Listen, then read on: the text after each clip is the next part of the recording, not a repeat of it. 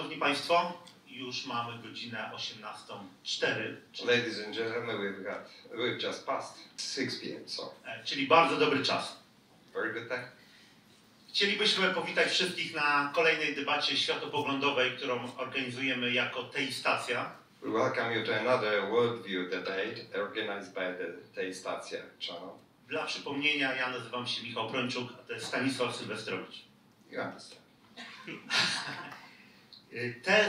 Temat dzisiejszej debaty nosi tytuł: czy chrześcijaństwo jest najlepszą opcją? Today's topic is entitled, is Christianity the best option we have? Tezy będzie bronił chrześcijański apologeta ze Szwecji, Stefan Gustavsson. The thesis will be defended by a Christian apologist from Sweden, Stefan Gustavsson. Stefan jest członkiem komitetu przewodzącego Europejskim Forum Liderów. Odbywa się to w Wiśle co roku. Stefan is a member of steering committee of the European Leadership Forum. He is the It's in Wisła each year. Jest też dyrektorem Apologii, to jest Centrum Chrześcijańskiej Apologetyki, i mieszka w Sztokholmie. He's the director of Apologia, Center for Christian Apologetics, and lives in Stockholm. Przez ostatnie 16 lat był sekretarzem generalnym Szwedzkiego Aliansu Ewangelicznego. He was Secretary General of the Swedish Evangelical Alliance for the last 16 years. Jest wykładowcą na 2 uniwersytetach, jednym teologicznym Johannenlund, chyba dobrze przeczytałem, w Szwecji, i drugim w Norwegii, w Kristiansand. Since 2017, he has been associate professor at the Theological University at Johannelund and in Sweden and in Media University in Norway. Stefan dużo podróżuje, jest autorem wielu książek i oczywiście też uczy apologetyki. Stefan travels extensively teaching and training in apologetics. Jest żonaty z Ingrid, ma 3 dorosłych dzieci. He's married to Ingrid and they have 3 adult children. Poprosimy o brawa.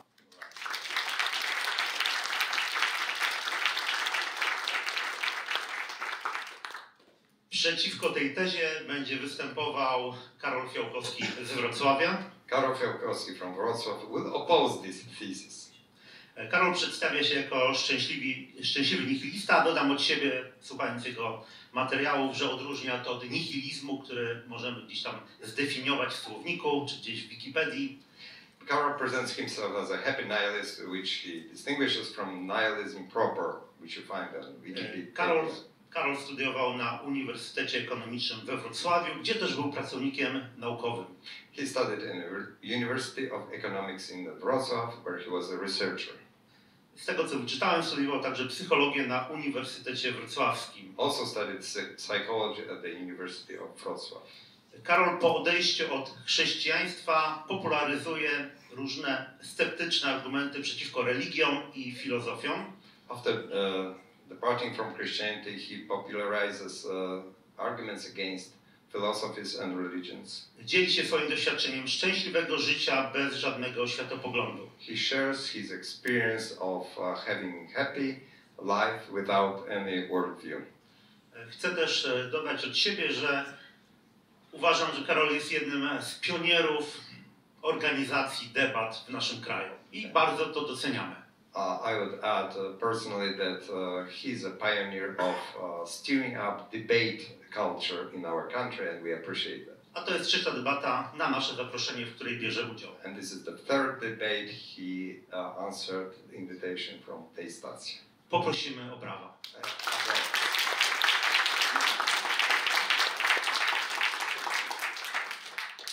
Teraz krótki opis, jak ta debata będzie wyglądać. Plan of the debate. Zasadniczo, jeżeli ktoś ogląda takie debaty, czy był uczestnikiem, to mniej więcej będzie się orientował. Mowy wstępne po 15 minut. First we'll have 15 minutes introductory speeches. Repliki 10 minut. Then we have rebuttals for 10 minutes. Potem będzie 40-minutowa swobodna dyskusja, czyli nie będzie czasu na pytania, tylko po prostu panowie będą ze sobą rozmawiać. Then participants agree to have 40 minutes informal discussion without each side taking turns to ask questions. Potem kolejna część, czyli pytania z sali, też 40 minut. Then we have 40 minutes of questions from the audience, from the floor. I mowy kończące 10 minut. And closing statements will be 10 minutes each. I teraz ważna uwaga, jeśli chodzi o pytania z sali, to Państwo dostali karteczki, jakieś tam elementy, narzędzia do pisania, więc prosimy te pytania zapisywać i przekazywać gdzieś w jedną stronę, może tutaj w tą stronę, w moją prawą. My te pytania będziemy odczytywać, będzie po prostu sprawniej i więcej pytań będzie można zadać. Who wanted to ask questions, there were cards to be picked up with pens, pencils. If anyone needs still, ushers will provide, and during the program, please pass on cards to this side and we'll collect to the basket and we'll have opportunity to pick as many questions as possible. Po debacie będzie after party w lokalu, który nazywa się Winne Grono. After the debate, we invite everyone who want to join after party in Winne Grono. Lokal znajduje się przy ulicy Kopernika 17A. Adres Kopernika 17A. I jeszcze jedna informacja, to już bardziej do panów debatujących.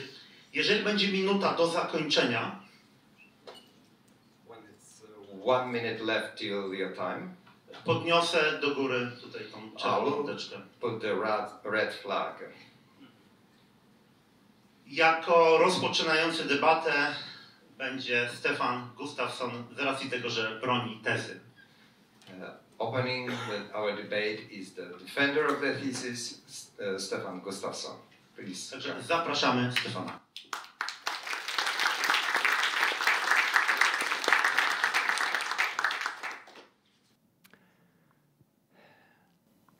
I'm honored to be invited to this conversation, to this debate about Christianity and the competing alternatives to Christianity.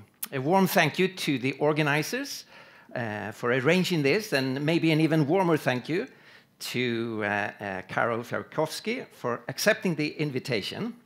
I'm looking forward to our dialogue. I think there is a huge need in our culture for open, public, and recent conversation about life's big issues. Karol's and my background is similar in one important way. We both represent a minority within our own country. I'm a Christian in maybe the most secularized country in Europe, and Karol is a skeptic nihilist in one of the most religious countries in Europe. So we both belong to minorities and are aware of how majority thinking works and how a specific culture can dominate and indoctrinate its citizens to take just certain beliefs for granted and to hide certain issues or questions. Before I present my case for why I think Christianity is the best option we have, I would like to highlight 3 background issues that constantly comes up in these conversations, at least back in my home country, Sweden. The first issue is the burden of proof. Many skeptics claim that they do not share the burden of proof, since they are making a negative statement, like, there is no God, or I don't think we can know anything about God. It's only those who make a positive statement, they think, about existence that carry the burden of proof. I don't agree with that. I think we share the burden of proof. That is, each side has to argue for its position. If you deny the existence of God, your task is to show that this world then can explain itself without God. And if you believe in God, your task is to show that God is the best explanation for this world. In both cases, we have a burden of proof to explain reality. My view is that all human beings are believers, and our task is to argue for our specific beliefs, regardless of that belief is the existence or the non-existence of God. Secondly, scientism. Because of the marvelous success of science, a lot of people have come to think that it is only through science we can gain real knowledge. And since science haven't found God, we have no reason to think that he's there. That's scientism. But that is a double mistake. First, of course, science cannot find God. Science can help us understand nature, but God, if he exists, is not part of nature. He is its creator, and it's outside space and time and matter. Secondly, we can have true knowledge about many things outside of the scientific field. Knowledge which we obtain with other tools than those we use in science. We can have historical and moral and personal knowledge, and I think it is at least possible to also have knowledge about God. Since he could have left signs in creation, or he could have chosen to speak and act into our history. So I think we need to be curious about God. Thirdly, background issue, skepticism. I value skepticism very much. As a Christian, I'm challenged in the New Testament to test everything and hold on to only that which is true and good. There is so much falsehood and fanciful thinking amongst us humans, and we need a ruthless skepticism to expose falsehoods and lies. In order to do that, our reason is our principal tool, and it is very effective. It's like an axe, which we can cut down false ideas, like cutting down trees that has grown so they cover a whole house. But like an axe, reason can be used to tear down too much, to cut down not only the trees that surround the house, but to cut the whole house into pieces. We can use our reason to question everything, including the validity of reason, until we are left with nothing. So we need to use our reason in a wise way. Otherwise, it will all end in emptiness. It's a child's game. That is, it's very easy to question and to tear down. Since there is no absolute certainty in human knowledge, everything can be questioned. The real challenge is to use reason to tear down falsehood in order to find truth, in order to establish our best option within a certain field, to argue for the best option in relationship to what kind of world we are a part of. So we cannot only tear down, we need also a positive case to establish truth. Think of a court of justice. You will never have absolute proofs there. There will always be the possibility that someone is lying or someone is tampering with the evidence. Still, we would be critical towards a court who never pronounced a verdict, who never thought that we have enough evidence, but only focused on the possible uncertainties. So we need to look for a position where we have good and sufficient reasons. And that leads me to my case, why I think Christianity is our best option, and I will give 5 arguments. First, there is a cultural argument. The Western civilization is the main expression of ideas from the Judeo-Christian tradition, and it is by far the most successful civilization in world history. Is there evil, oppression, and darkness connected with this civilization? Yes, you bet there are. I'm not here to defend any of the evil done. And yet, if you look at the European civilization, if you look at the foundation of the universities and the gradual implementation, growth and success of science, if you look at the compassion with the sick and poor, the weak, and the establishment of hospitals, if you look at the gradual realization of human dignity and human rights, and the abolishment of slavery, you look at democracy, the equal status of male and female, the rule of law, the freedom for the individual, historical, in terms of building a civilization, we do not know of any better option. That has started to be affirmed also from a number of atheists, like Richard Dawkins, who now calls himself a cultural Christian. Faced with the pressure of alternatives, in this case Islam, the now secular West has very little to offer in response, and now people start to value the Christian roots of our civilization in a new way. Now, obviously, this is a pragmatic argument, but nevertheless an interesting and valid argument. What works is, after all, better than that which does not work. Secondly, scientific arguments. I've already underlined that science can only answer questions about nature, not about the supernatural. But what it says about nature can have implications beyond nature. And here we are faced with a very interesting development during the last century. 3 scientific discoveries which have reopened the philosophical question about God. Those 3 discoveries are the Big Bang Theory, which means that the universe is not eternal, it had a beginning. The fine-tuning, which refers to the surprising precision of nature's physical constants and the early conditions of the universe.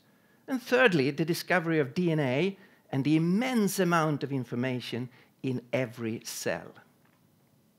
I think every honest observer would have to say that compared to 100 years ago, the case for God has not been weakened, but on the contrary, has been strengthened.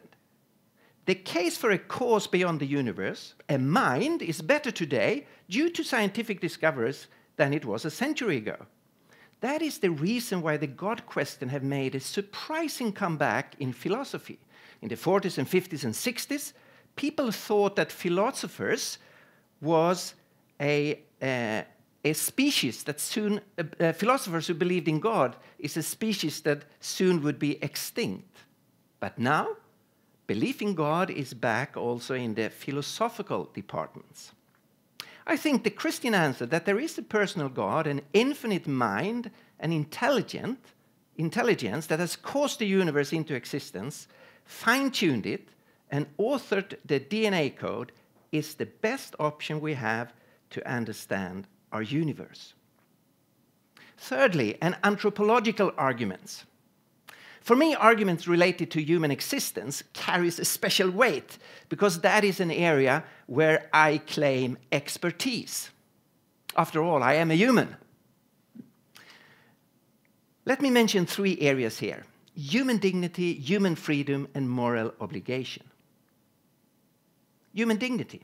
As you may know, Sweden is at the moment traumatized by a school shooting. 10 innocent individuals brutally murdered without any reason. A few kilometers from that school, there is a slaughterhouse. Animals constantly slaughtered for meat production. It raises the question, what is the basis for human dignity? I don't think there is any other answer than human beings, male and female, being created in the image of God. If not, we end up with Noah Harari's statement in his book *Sapiens*. There are no such things as rights in biology. We can think about human freedom. If you take away God and you only have physics, chemistry, and biology, there is no room for freedom. But who can take that seriously as a human being? That there is no freedom and no responsibility. Or think about moral obligation. Nature is totally indifferent to questions about good and evil, right and wrong, innocence and guilt. And yet, that is an unavoidable reality of human existence. One of the things that I really know is that evil exists. It's real, as is goodness. But that cannot be the case if there is no moral God above us as a creator. So human dignity, human freedom, and human morality points towards God. Fourthly, historical arguments. Christianity is more than a meaningful worldview. It is also a faith that claims that God has acted in history, elected Abraham and promised him to be the father of a nation, and that one day someone within that nation will be a blessing for all other nations. And here we are faced with many surprising historical facts related to the Jewish people and to their most famous individual, Jesus of Nazareth. How can we account for what the historical sources are saying about Jesus? He's teaching about himself as the Son of God and the Son of Man, and for what is told about the aftermath of his execution, that the tomb was empty and that hundreds of people encounter him, empirically and convincing. I would argue that the Christian answer to this, that he is the promised Messiah, and that God proved that by raising him from the dead, is the best option to the historical facts. And finally, fifthly, existential arguments.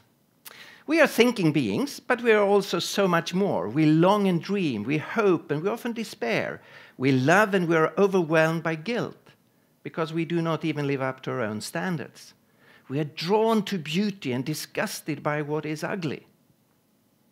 Our inner life is often this turmoil of questions and issues that we feel can be even more important than rational investigation into different arguments.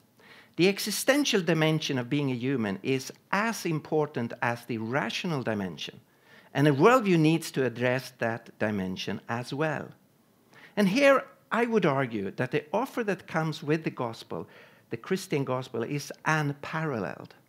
A message that says that you are loved by God, and that he has demonstrated that in Jesus Christ, who have died for your sins. And therefore, there is now an offer of forgiveness, a new start, of fellowship with God, a connection with him who is the source of everything good and beautiful and loving and meaningful, and a glorious hope beyond the grave.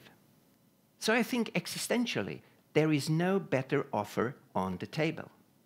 So in conclusion, I think Christianity is the best option we have in regard to building a civilization, understanding the cosmos, affirming ourselves as human beings, doing justice to what actually has happened in history, and taking seriously our existential needs and hopes. Thank you.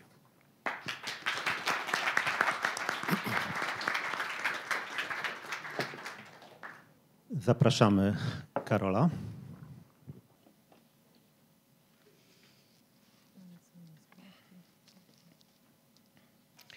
So thank you very much.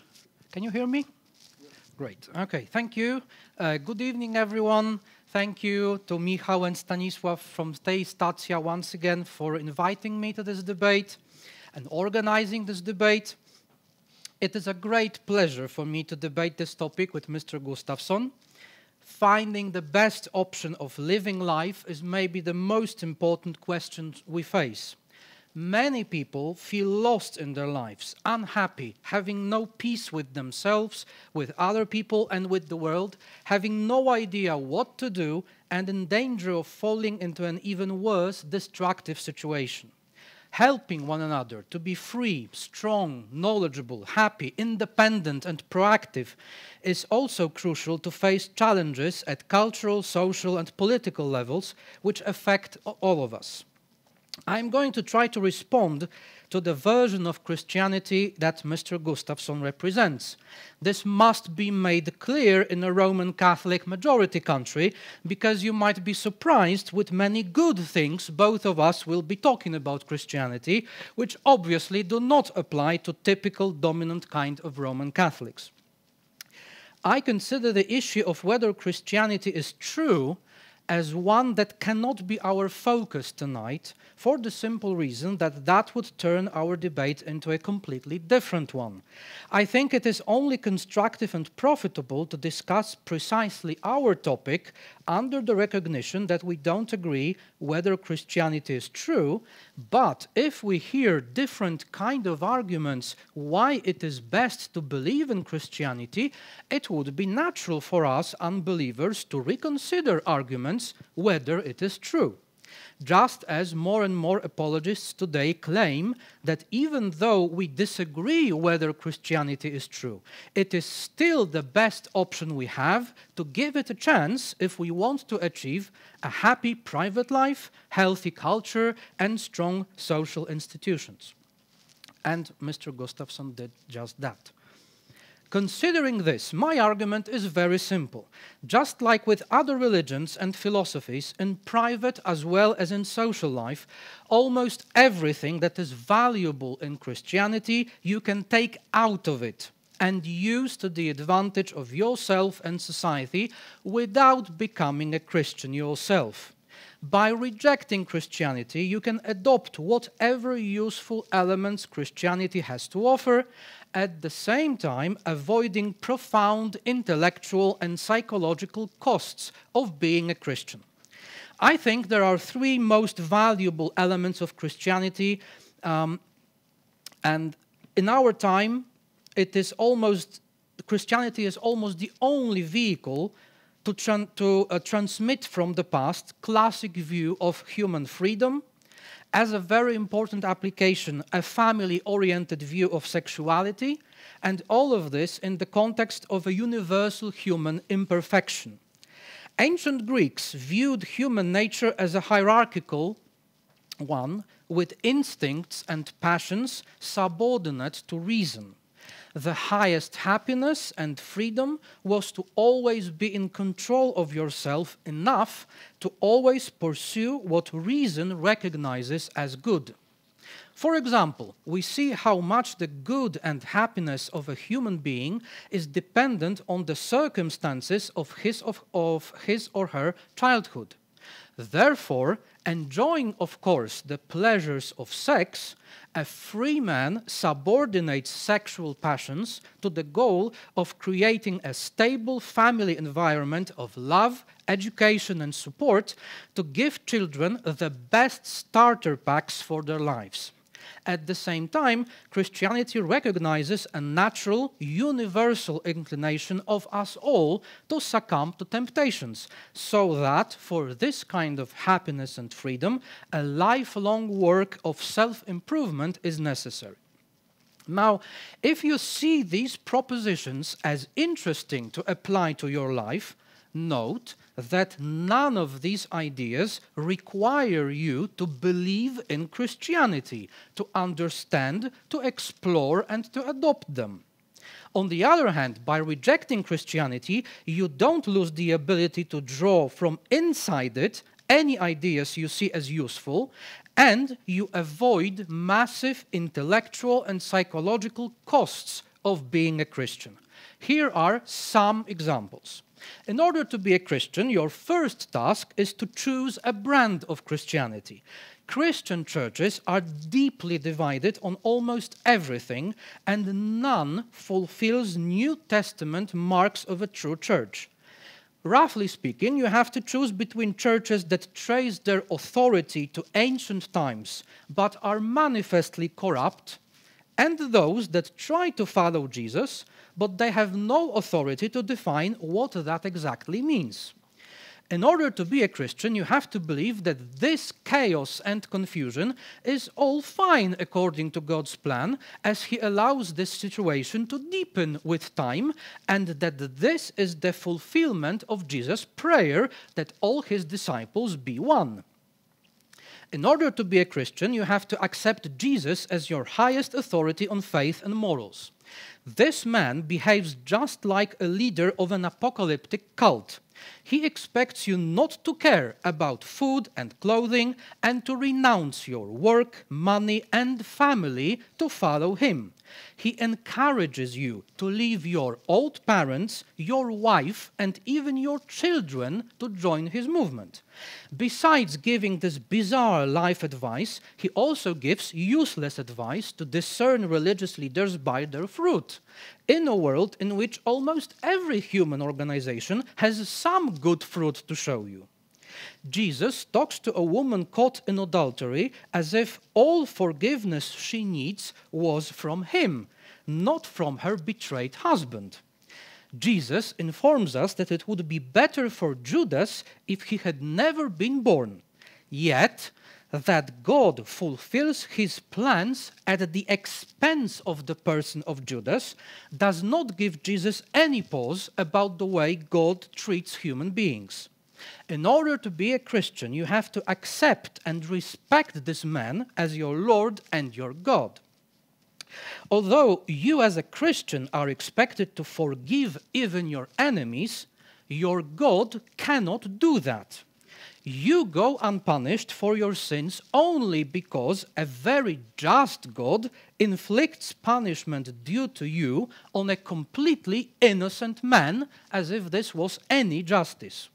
And as a Christian, you have to believe that for this very merciful God, in order to forgive you, it was necessary to have that innocent man executed as a bloody sacrifice to him. However, all of this is but child's play in comparison with what is the main problem of Christianity. The deep unattractiveness of the Christian God and its gospel.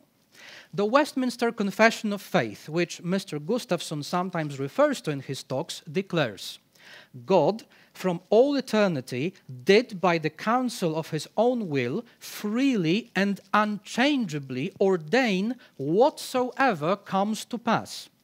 God works all things according to the counsel of his own will, and this is the most important part, for his own glory.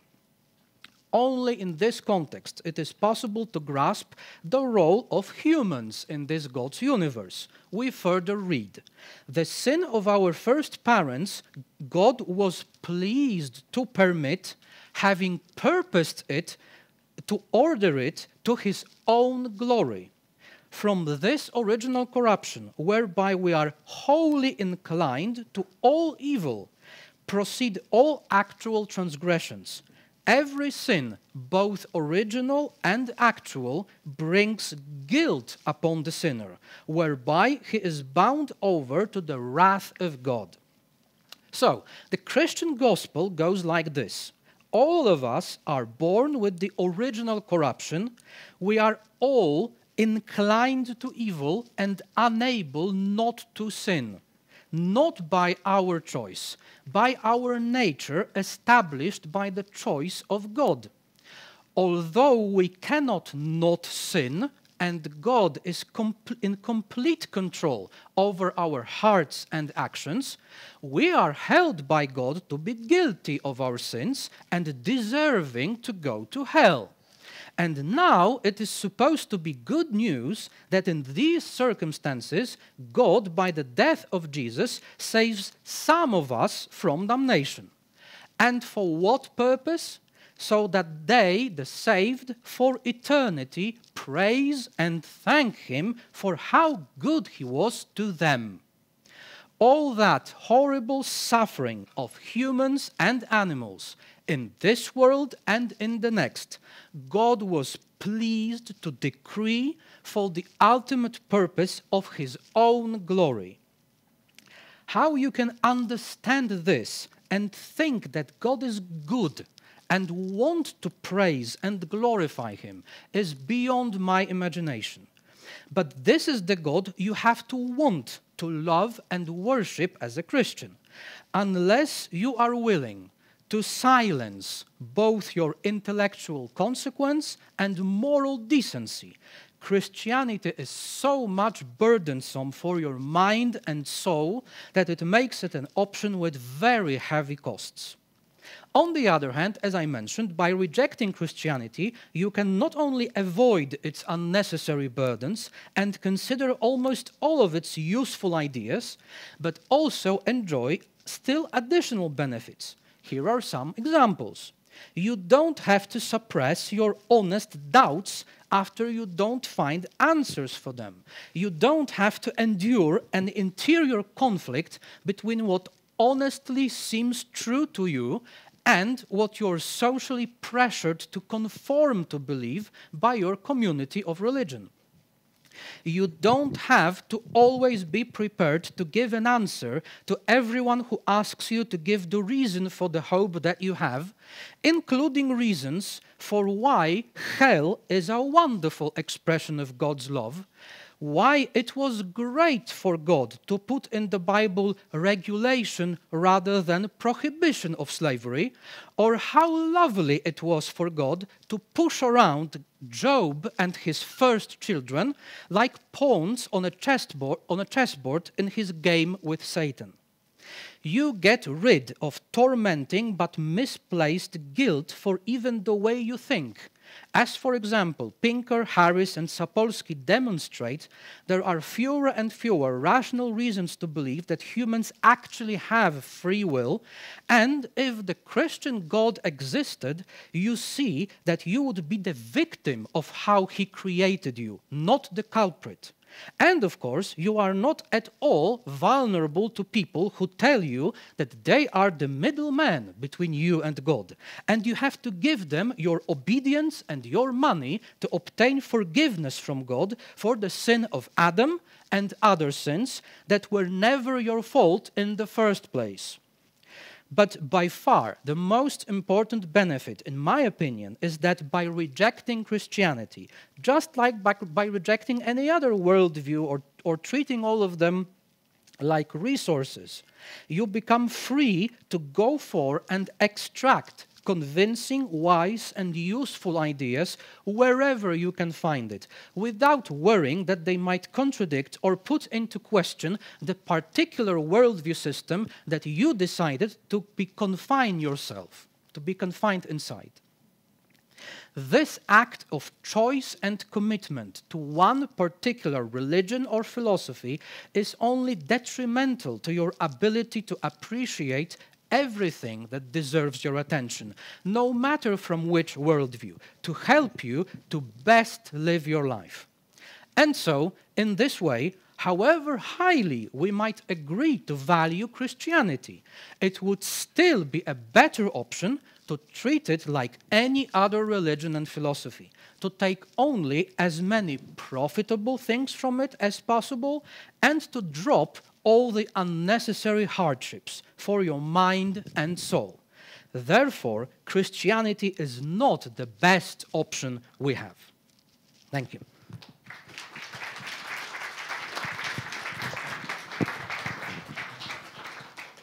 I jeszcze chwileczkę. Tak. Za minutkę poprosimy Stefana Gustavssona na replikę. Okay.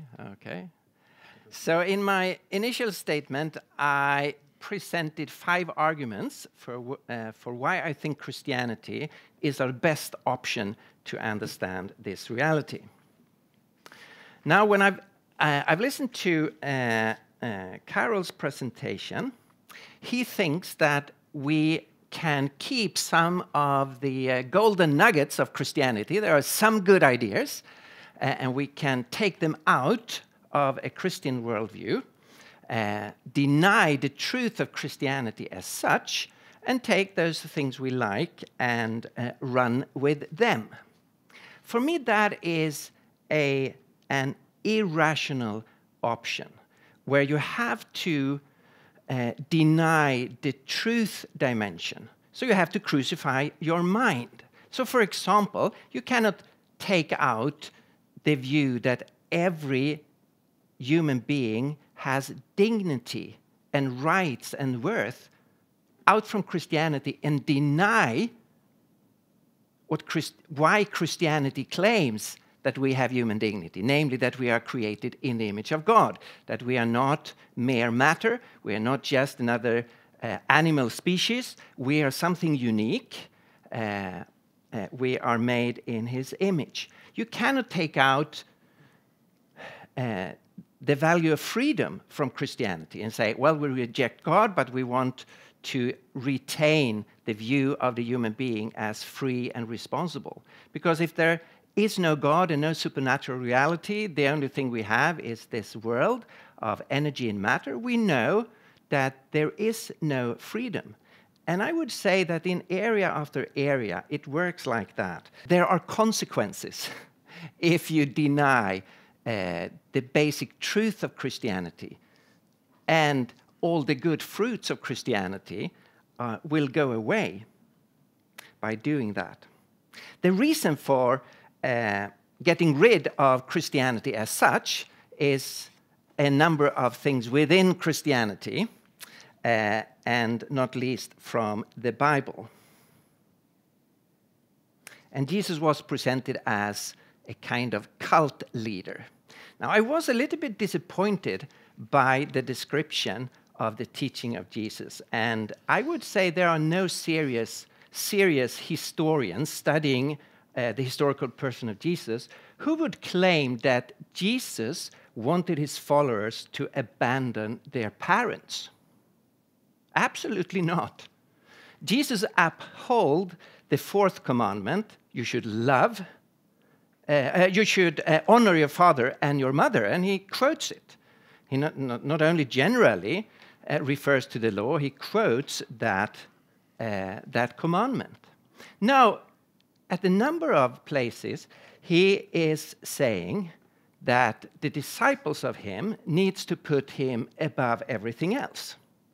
And in one of the Gospels, he used what theologians call a hyperbole, and a conscious exaggeration, that this goes even for parents. You cannot put your parents above God.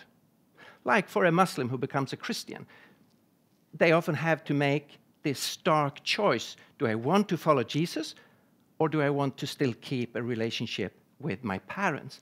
But it's not a general view that Jesus have that you should reject your parents. Absolutely not. That is a totally unhistorical reading of the gospel.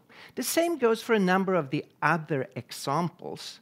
Jesus is pointing towards the fruits of leaders, but that is not the only thing he points. He also talks about truth and false, about doctrines. So if you want to evaluate a leader, you cannot just look at one aspect. You need to take a broad look at a certain leader. The woman caught in adultery, of course, she needs forgiveness from her husband. The text does not talk about her husband, but you can take that for granted. You cannot go from what is not said in the text to make that kind of statement. When it comes to God's forgiveness of us, I think it's important to realize that real evil cannot just be ignored. When real evil has happened, we cannot say, just let's forget it. Just let's keep a blind eye towards evil. We realize that real evil, real moral evil, needs to be punished. That is how our country works. That is how the international affairs work. We would say it's really a corrupt regime who is not drawing a line when real evil has happened. So it would be really strange if we would think about God, that he can look at human history and think there's no need for punishment. And it is in that light the cross of Christ is presented, that Christ on the cross takes our punishment, the righteous punishment for real evil.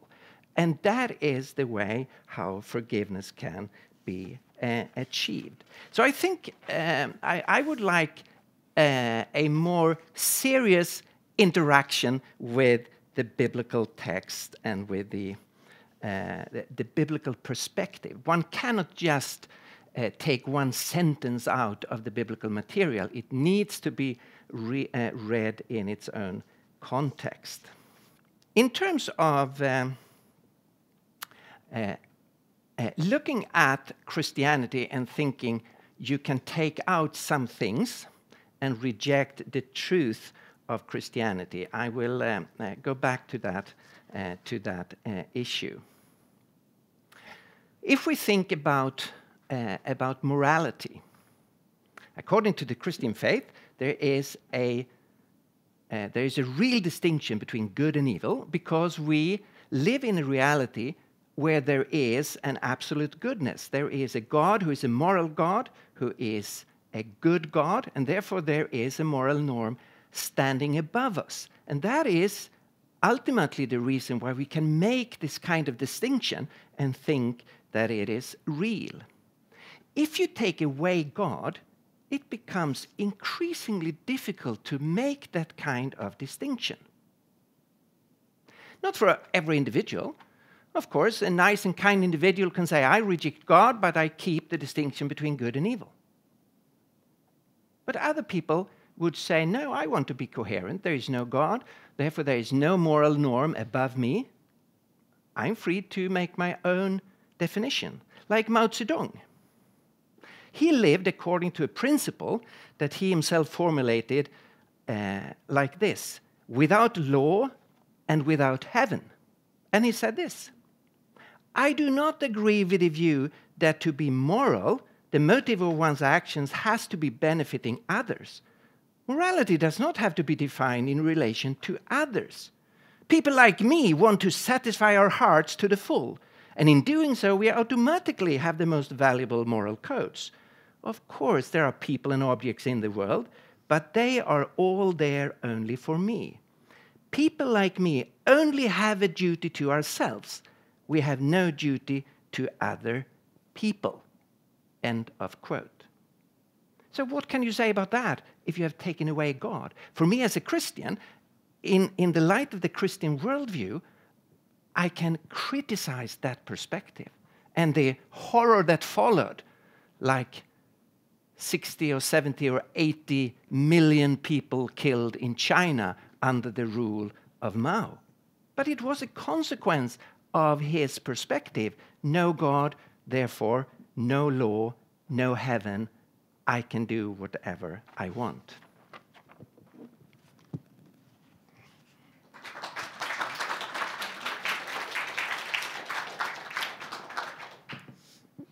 Poprosimy teraz Karola. Okay, let me just start with how poorly I know the Bible. I had the bad idea not to purchase an English Bible and not to bring it with me, so I just found it. When you read Mark 10, for example, Peter spoke to Jesus, "We have left everything to follow you." "Truly I tell you," Jesus replied, "no one who has left home or brothers or sisters or mother or father or children or fields for me and the gospel will fail to receive 100 times as much at this present age." Translation: it's great that you leave your parents, your children, your spouse for me and for my movement. That is what Jesus says. Okay, if I understand it wrongly, I'll be glad to be corrected by you in the discussion section. Okay, the burden of proof. Stefan began with that the skeptic has a burden of proof as well as the one who wants to propose a God. I don't make a negative statement. I don't make any statement, and I don't have any burden of proof. The situation looks like this. Stefan comes to me and say, "Hey, why don't you believe in a God?" And I say, "No, thank you. I don't feel and I don't see any task on me to prove to Stefan my reasons. I can explain my reasons, I am doing it, but I don't feel I have to prove to Stefan reasons for my decision." Of course, I am not a proponent of scientism. Stefan said that as a Christian, skepticism is important for him. Now, that is very peculiar considering the Bible. In Luke chapter 5, Jesus comes to Peter and says, "Do something in the fishing industry which is against the norm." And Peter says, "On your word, I will do it." In the Gospel of John, after the resurrection, the doubting Thomas is rebuked by Jesus. It's not a good thing to doubt. The ones who don't see and believe are praised. And of course, together with the useless advice of looking at fruits, Jesus tells you to accept faith like little children. Little children are not skeptics. So faith with very little skepticism, let's put it this way, is praised in the Bible. As far as Stefan's 5 arguments for how great Christianity is are concerned, Christianity is at best a part of Western civilization with all its achievements. It combined in history with inputs from Greek philosophy, especially Greek skepticism and criticism and the culture of discussion and of doubt, and with Roman legal thinking, and probably, as a Christian historian Rodney Stark admits, probably the most fortunate event in the history of the West was the fall of the Western Roman Empire, because in that political vacuum, the Catholic Church had the chance of being a counterbalance for the political rulers of the medieval ages. If Stefan was right, that Christianity is the main or the only foundation of Western civilization, let me ask you this. Let's look at other countries which are no less Christian than the West. Let's look at the history of the Byzantine Empire, at the history of Ethiopia, and the history of Russia. They are no less Christian than the West. The Christian religion is present in those countries just like in the West, or even maybe more. Where are the Western-like achievements of these countries if they have Christianity? Answer: Christianity is by far not enough to produce a Western culture. As far as cosmological arguments are concerned, the task of apologists for theism is not only to establish that it would be useful to have an explanation of the beginning of the universe or of the existence of the universe or something like that. What normally happens, what you can normally hear, and you could hear it one more time, is that the apologist said, we need some kind of supernatural mind, some kind of supernatural intelligence in order to have the structured universe that we have. So the Christian God is a great thing to believe in. Now the task that is avoided is to exclude, and the necessary task is to exclude all other possible explanations, and there are many. There are pantheistic interpretations that don't need any kind of outside entity. Pantheistic explanations like Spinozian explanations, they have all the properties of a divine mind, intelligence, whatever, inside the world, and no God is needed. There are other explanations, there are other possibilities, even if an outside entity is brought as an explanation. For example, there is the kind of Eastern monism in the Hinduistic version or in the Buddhist version, when all reality is a play of some kind of more or less impersonal mind. There is a tradition of Western sort of monism, I mean the Plotinus and the Neoplatonism, when there is some kind of a mysterious entity called the One from which the world emanated.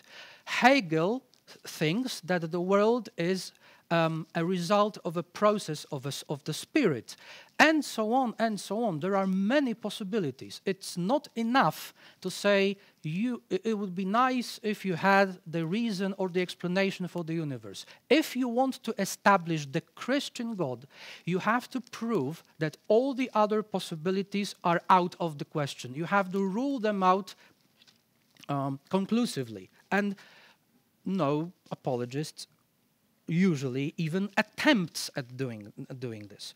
As far as rooting human dignity and other moral issues in Christianity, that's a great idea. At least it seems like it. The only trouble is we now see that it is failing.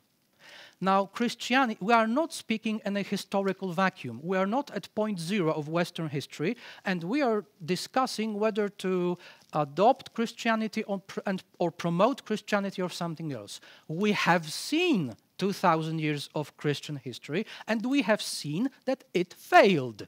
No alien power from outer space invaded Western civilization to diminish the meaning of Christianity in it. If Christianity is so much responsible for what the West looks like, it is also responsible for its own fall, for its own crisis that we today have. So the best thing that we can do is not to try to reanimate something that we have seen has failed. It seems to me that a better option is to try to disentangle as soon as possible everything which is useful, which is smart, which is valuable, disentangle it from religious connotations, from Christian connotations. Many people are discouraged at looking at many aspects of classic, for example, ancient ethics, because they have religious connotations. And if you want to draw from the past, extract from the past as much as you possibly can, the way forward, it seems to me, is to look for other explanations and not to creep to this one which has failed.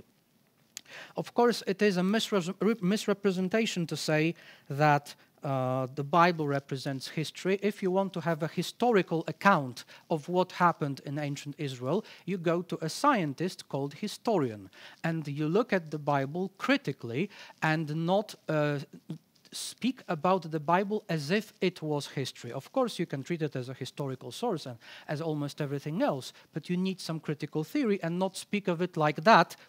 We know the history, here is the Bible. It's much more complicated than that. And of course, we hear once again from trying to justify philosophy at the and theology at universities up through Jehovah's Witnesses pamphlets. Most of them begin with this: you need the answer to existential questions. You need it. This is your need. You have to have them. And so we are happy to supply them to you. Why don't you believe us? I dispute this assumption that we need answers to existential questions, that it's vital for our lives, at least not all of us. So when Stefan says we need to have the answers and a worldview needs to address these questions, I dispute this assumption. I find it in my life and in the life of many people that I know, I find it just false. So for some people it may be useful, for some people it may be interesting, but I don't believe that it's useful and interesting for all people. Thank you.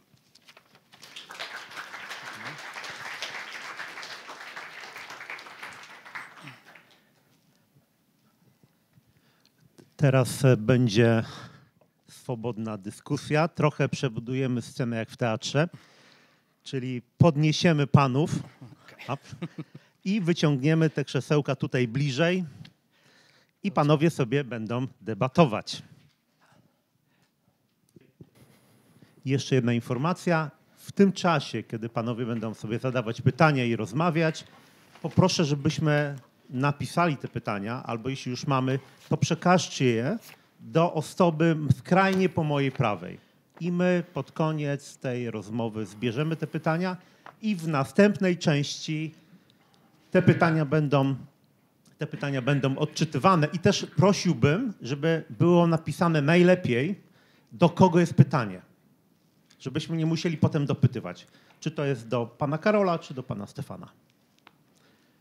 A teraz już możemy zacząć tą część dyskusji. Start. I spoke last, so maybe... Okay. So, yeah, so there's a lot of things to discuss, of course. Let me just briefly respond to the issue of what we do with certain sayings of Jesus. You quoted Mark 10. We have left everything. Well, if you read the Gospels as a whole, you can see that Peter did not abandon his family. Jesus was in Peter's home and healed Peter's wife. Later on in 1 Corinthians, you read that Peter brought his wife with him on his missionary travels. So it's not in that sense that the disciples have broken off from their families, but it is a situation where Jesus knew, and the first Christian leaders, they knew and they experienced a lot of suffering and persecution, and a number of them would be separated from their families, not because they wanted to be that. A number of them would be thrown into jail. A number of them would be killed. And Jesus is saying there is a reward. So the point is not that Jesus is undermining the family. He is a Jewish leader who affirms the Old Testament, which has a strong emphasis on family. Right, except if you have a stronger emphasis on family than on him. That's the exception. And so the families are not arrested for any other reason that these people became Christian and they became persecuted. So in this passage, Jesus praises them and says, "It's great. He encourages them. If you are in the situation where it is at stake that you should leave even your children, your old parent, great. Come, follow me." Yeah, that absolutely. was my point. Absolutely. So, but that's exactly what cult leaders say. Your family is less important than your commitment to our community. Yes. So, of course, not every aspect of everything a cult leader say is wrong. So you can take that phrase, and if you move it into Judaism, which is the context here, the Jewish people is called to love the Lord, their God, above everything, and it's worth it to sacrifice your own life for God if that is at stake. Now, Jesus makes the claim that he's the Son of God and shares an identity with God, so he is making the same claim as God is doing. So he's not a cult leader, a human being like you and me, and like any other religious leader cannot make that kind of demand on another human being. That goes for pastors and priests and popes. In my view, they cannot make that demand. But if Jesus is the one he claims to be, then it is a meaningful statement, because he is then ultimately God. And God can make that statement. Sure, but it's not visible for the people he is addressing. When the people are thinking about whether I should leave my home for Jesus, they don't know if he's really God. They just see a human being in front of them. They just see a religious leader. And what this religious leader is saying, leaving your home for me and my movement is great, is more important than your family. That was my point. Yeah, so... how much suffering has it caused during the ages when leaders of Christian sects and cults said the same thing? Yeah, I'm not defending Christian leaders here, but I'm defending the relevance of what Jesus is saying here. I'm quite with you that his disciples at that point had not formed a full belief about the identity of Jesus. At the same time, they had already seen, if we just follow how the text is laid out, they have seen the miracles he has done. There were a number of confirmations pointing them in the direction that he is not an ordinary religious leader. He's not like one of the Pharisees or the scribes, or not even like a prophet like John the Baptist. He seems to be another category, and gradually they will have that belief. Just another short thing. You don't think that the New Testament affirms skepticism? I think it does. Because it challenges us to use our mind, and Paul can say in 1 Corinthians, do not be children in your thinking, be children in relationship to all evil, but mature in your thinking.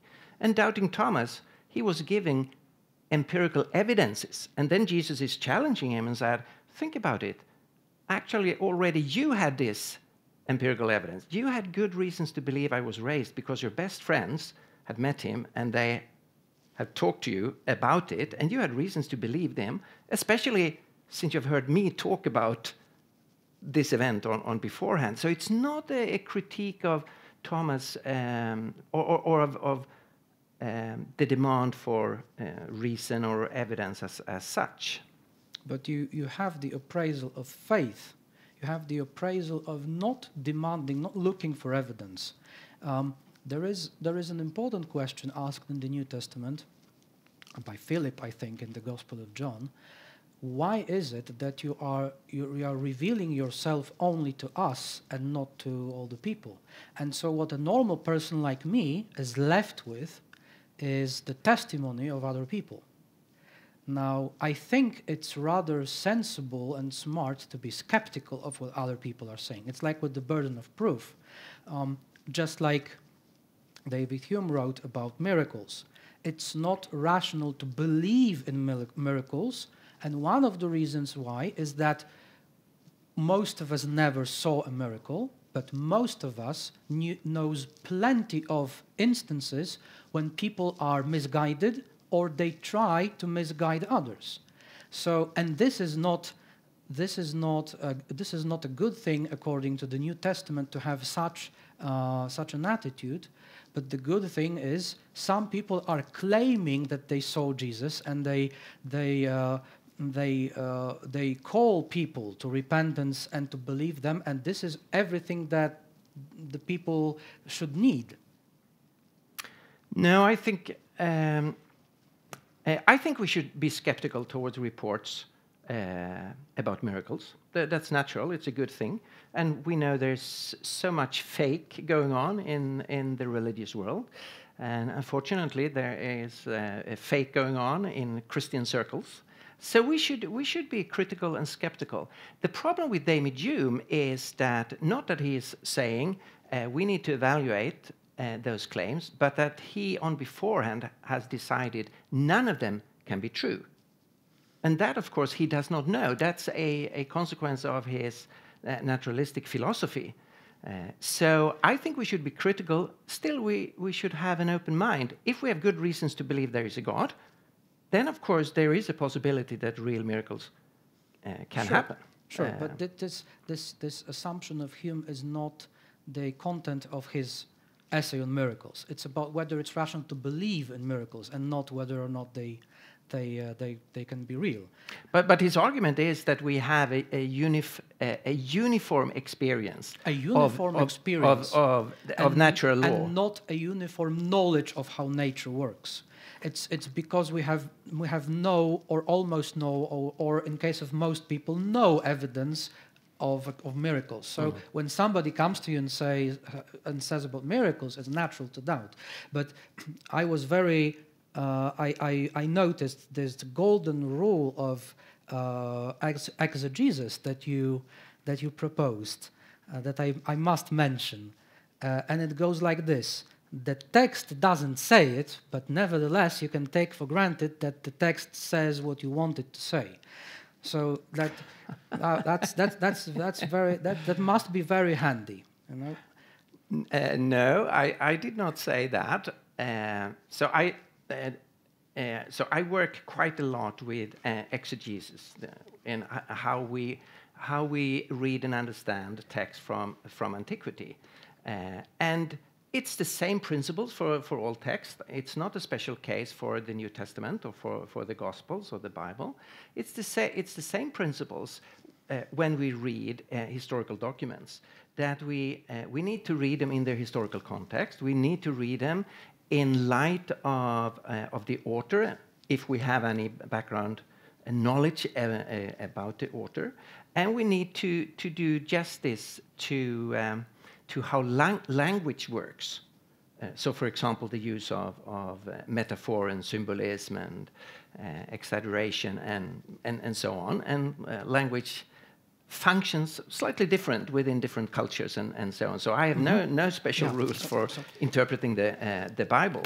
So interpreting a saying of Jesus, we need to put it into the Jewish context and to put it into the full context of what we know about Jesus. It seems strange to me that the husband is not mentioned because 1,700 years before, in a very ferocious barbarian nation of the Babylonians, in the Code of Hammurabi, point 129, it says, if the wife of a man be taken in lying with another man, they shall bind them and throw them into the water.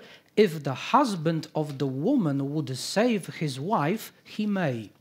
A barbarian nation, almost 2,000 years before, sees the need to mention the the most important person hurt by adultery. And this supposedly representative of the perfect love and the perfect teacher of human relations doesn't mention it. It seems a bit strange to me. Again, I think it's irrelevant what the text is not saying. You have to read what it says, and then there are other people. There are in that culture the woman's parents. They will be deeply ashamed. Maybe there are children. So of course you could go through and make it a really long text of all the different persons she needs to talk to, and there needs to be making amends, and why is there not anything said about the man that she have had sex with? He is as guilty as her. Where is he? And so on. So you can make a lot of questions about things that is not in the text, but that is a red herring. We need to read the actual text we have and see what's the point of that text. And the point of the text is, of course, forgiveness and the possibility of a new start for a human being who have failed, which is, of course, a beautiful message. Well, beautiful message. As far as beautiful messages of forgiveness are concerned, I still don't see what justice it is to punish an innocent man when somebody else committed something evil. Let's put away for the moment that I don't believe that when anybody commits a sin that he is guilty of that sin. I don't know if you embrace the Westminster Confession in its entirety. Do you agree with the fragments that I read, that God is absolutely sovereign about everything, including our thoughts and our actions? So I'm not formally a Presbyterian, and therefore I don't know the Westminster Confession by heart. I've read it, and I'm generally in agreement, since I'm an evangelical Christian, a Protestant Christian. But in this case, I don't think it's relevant to go into details of that specific confession. Right. But of course, the whole concept of an almighty God and human beings and freedom and responsibility and guilt, that's very relevant issues for a Christian. Is it true that it is by God's decision that we cannot not sin? Well, even if you read the Westminster Confession as a whole, you could see that it's strongly underlined that on Judgment Day, we will be judged according to what we have done. So in Christianity, you have a complex picture of God is there, and he is almighty, and there is no power beyond God. At the same time, he has created us, and we have real responsibilities. On Judgment Day, it's not God who's going to be judged because of what he has foreordained. That is not the meaning of foreordination. But we are going to be judged, and we have a measure of freedom and responsibility. Otherwise judgment is not possible? How is it possible if everything we think and do was foreordained before the foundation of the world? How is it possible that we are really responsible for what we do? So this is ultimately a question about how does the infinite, that is God, relate to me as a finite human being? And if I start to think about that, I can realize I'm not surprised if here are some mysteries that goes beyond me, because I am finite and I'm discussing how am I related to an infinite being. Now, the information I have about God is from the Bible, and there I can see two lines, two thoughts being underlined. One is God is sovereign. Secondly, I have an amount of freedom and responsibility. The Bible does never explain to me how they exactly relate to each other. Rationally and experiential, I affirm both of them. I realize if there is a God, he must be sovereign. That is the kind of concept of God. And in my own experience, I'm absolutely sure that I have an amount of responsibility. So both of those lines in the Bible, I can affirm wholeheartedly. Now you ask me, what is the exact relationship between those two? And I say, that's a mystery, I don't know. I have no answer. I can give you some of the philosophical, theological speculation that has gone down through history, but I find them not that interesting because we don't have the material to really work with it. Yes, but when a non-believer says that he doesn't know something, you say apologists say he's irrational. You say he needs to have an answer, and you accept mysteries in your worldview. Absolutely, and I'm not... Why don't you give the same benefit to the unbeliever? When I don't even have mysteries in how I see the world in your, in a similar fashion, because these lines seem to be contradicting each other, and this is a mystery. How exactly would that work? I don't have anything like that. I just don't have answers. And still, you say, I need answers, and you have the right to accept mysteries. No, I'm not demanding answers on every question from a non-Christian. Of course, there are mysteries in every worldview and philosophy. It's really naive to think that we can find one perspective on life where everything is fully explained. No, absolutely not. So I have no problem in living with certain problems intellectually and in terms of knowledge, and I accept that a non-Christian, of course, have the, you can say, the right to say, in this area, I don't know. Here is an area where it's like a mystery to me. I don't know how it works together. We know that from the scientific world in terms of quantum physics.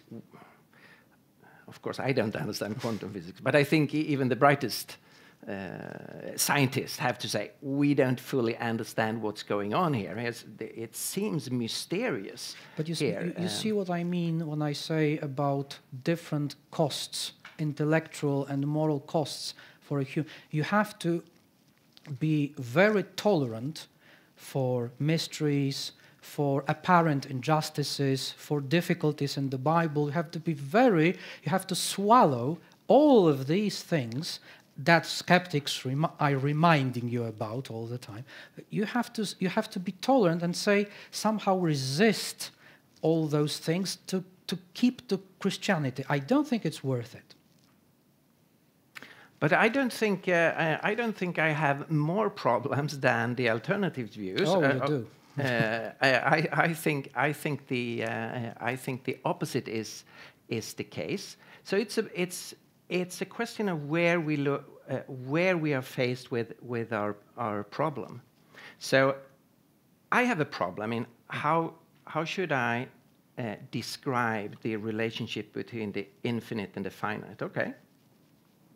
When I listen to non-Christians, and one of the issues I asked you was about a fundamental moral issue. How can we make a distinction between good and evil? Mm-hmm. I would say there's a huge difference in having a mystery in the relationship between the infinite and the finite, and have a contradiction, not only a mystery, but I would say a contradiction in such a basic human issue as how can we distinguish between good and evil? Are there a foundation for that distinction? What contradiction do you see in my view of good and evil? So the logical consequences of your position that there is no God. That's not exactly my position, but let's proceed. Or if we take of the position that there is no God, mm-hmm. the logical consequence of that is that there is no foundation for an objective distinction between I fully agree with that. Good and evil. I fully agree with that. And then, if we don't discuss you as a person, we can discuss Richard Dawkins, for example. So he's very clear that... Why don't we discuss you and your worldview? Sure, absolutely. If there is a God, how does it solve your problem? If there is a God, how do you now have objective morality? Yeah, I can come back to that. Let me just finish with Richard Dawkins. So he says there is ultimately no difference. Everything is just the DNA. And blind, pitiless indifference. Yeah, that's famous quote. At the same time, he's a very moral person, and he's upset by religious oppression, for example. That's morally wrong, and he's campaigning on moral issues. Now, for me, that is a glaring contradiction. You have a philosophy that says one thing, and then you have a life that says another thing. And if you are a Christian, you don't have that that contradiction. You can have a contradiction that you don't live up to what you claim to be right, but that is also actually part of the Christian faith. True, but no amount of weaknesses of alternatives proves that Christianity is the best option. You can just prove that it's better than inconsistent atheists or something like that, but it still doesn't prove that there is nothing better than Christianity. And I see not by itself, sure. And in this realm, you say without belief in God or without the existence of God, we have no basis for objective morality. How does objective morality pop up into existence if there is a God? How does Christianity solve this problem? Now, of course, if there is a God, it does not pop up. Then from all eternity, goodness is a reality. If God is there, he has always been there. That's the concept of God. And he has a moral character. He is good. Therefore, goodness does not pop up. It's there. And he creates a world. And then that world is within a moral framework. How do you know that his character is good? By what standard can you say that God's character is good? So I would say there are two reasons for that. Firstly, it is part of the concept of God. That is what we mean by God. So by definition. Yeah, he is the highest. The highest being. In other words, you say his character is good. And sure. That's all there is to it. And it's not me saying that. So I discussed with a lot of non-Christians, and they seem to assume that if there is a God, he is good. So it's not a Christian-only definition. Sure, many people say that God is good, and that's all there is to it. It's not a discovery. It's not. I think it's a natural deduction if you start to think from about what? From the whole concept of something higher that has created this world and created me as a human being, which is a kind of basic concept of God. And the second thing here is, of course, the biblical revelation, which fits into this natural intuition. If there is one highest God. You mentioned earlier that I had not gone through all the different options, and I have not, because I was given only 15 minutes. Sure. So I would, I would, yeah, we share that problem. I would be happy to go through pantheism and monism and different options. Of course, we have to take them seriously. Some of them no one takes seriously any longer, like polytheism. And one of the reasons for that is that this concept of the divine, of gods, we realize that is not that cannot be the true concept of God. Small gods that are like us, good and evil and broken and so on. So already in antiquity there was this move to understand, well, if there is a God, he has certain characteristics. So sure. I think that is a human intuition, and it is then confirmed, and the picture is filled in within the biblical revelation. Again, so that's why no amount of pointing to weaker options makes your option the best. No, sure, not in itself. But here let me come back to the burden of proof, which I think very often confuses our discussion. So I can, of course, not demand that someone motivate or argue for their position. So it's a free country; you can have your position and not argue for it. And I do not like to the coercion, which often happens in religious circles. So we are free, but in an intellectual discussion, I think if we discuss what kind of reality are we part of, then all sides have a burden of proof. And I think it's... all sides that say something, that claim something. Yeah, and... If you are a hard atheist, if you believe that God positively does not exist, of course you have a burden of proof. If you are hard determinists, the same. But if you say, you come to me and you say, believe in God, and I say, no, thank you, what burden of proof do I have? To whom and what burden of proof? No, of course, you don't have to say anything to me. But when I discuss the burden of proof, the context for that is an intellectual discussion. So if someone say, I'm not interested, or I have nothing to say, or I just want to live my life and have a good beer, sure, what can I say? But if you want to have an intellectual discussion, what is your understanding, or what is our understanding of this reality? Mm-hmm. So, and then you describe, this is my understanding of reality, then you have a burden of proof. Right, as long as you claim something. Yeah. If you mean by intellectual discussion that both parties propose something, then both parties have the burden of proof. But I don't propose anything. Okay, why do we have a debate? Because you are proposing something. Because your proposition is that Christianity is the best option that we have, and I doubt that very much, and so I give my reasons. I don't have the burden of proving any alternative because I don't propose any alternative. If we were discussing anything of my opinions or propositions, that would be a different situation. But we discuss Christianity, and I just question what you're saying. I don't feel any burden of proof attached to this. So, of course, we can have a one-sided discussion. So we discuss one option.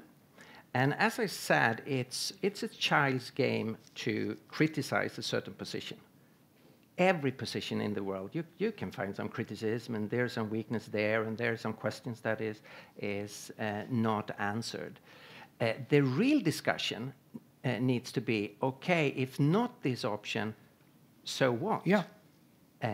And I think it's a kind of dishonesty long term. I'm not saying you're dishonest now, but it's a kind of dishonesty long term if you only criticize one option and never put forward, okay, that's a bad option, here is a better one. Yes, I agree. But I explained why I see something better, potentially at least, than Christianity.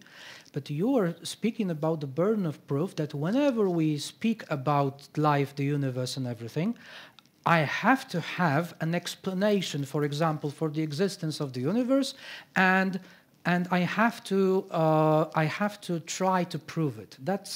I don't think so. You may ask me about my proposition that I propose today, but this attitude of apologists that you atheists have a symmetric burden of proof, I think it's false. I cannot speak for atheists, but I am not going around saying I think the world is this and this and the world looks like that, looks like this. If I was doing that, I would have the burden of proof. The situation is I'm living in a world when there are Christians running around, coming to me and saying your life is suboptimal, you are less happy than you could be, believe in God, you will be really happy now and forever. So I'm just responding to this. And many atheists are in the same situation. And this is not very honest, in my opinion, to say, if you are rejecting us, you have the burden of proof. I don't think so. When you propose something, you have the burden of proof. And here my view is that it's easy to say I'm not proposing an alternative. I'm criticizing your alternative. But in reality, I would say that people in their lives are expressing an alternative, and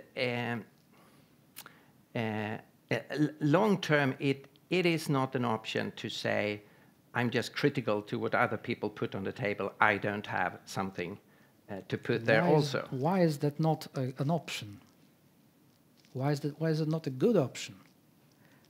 So my option is, do not commit to any proposition. Try to find out the good things that all the guys, all the people of different propositions are saying. I gave the 3 examples of what Christianity took from Greek philosophy and from the Jewish, from the book of Genesis about the original sin and human depravity.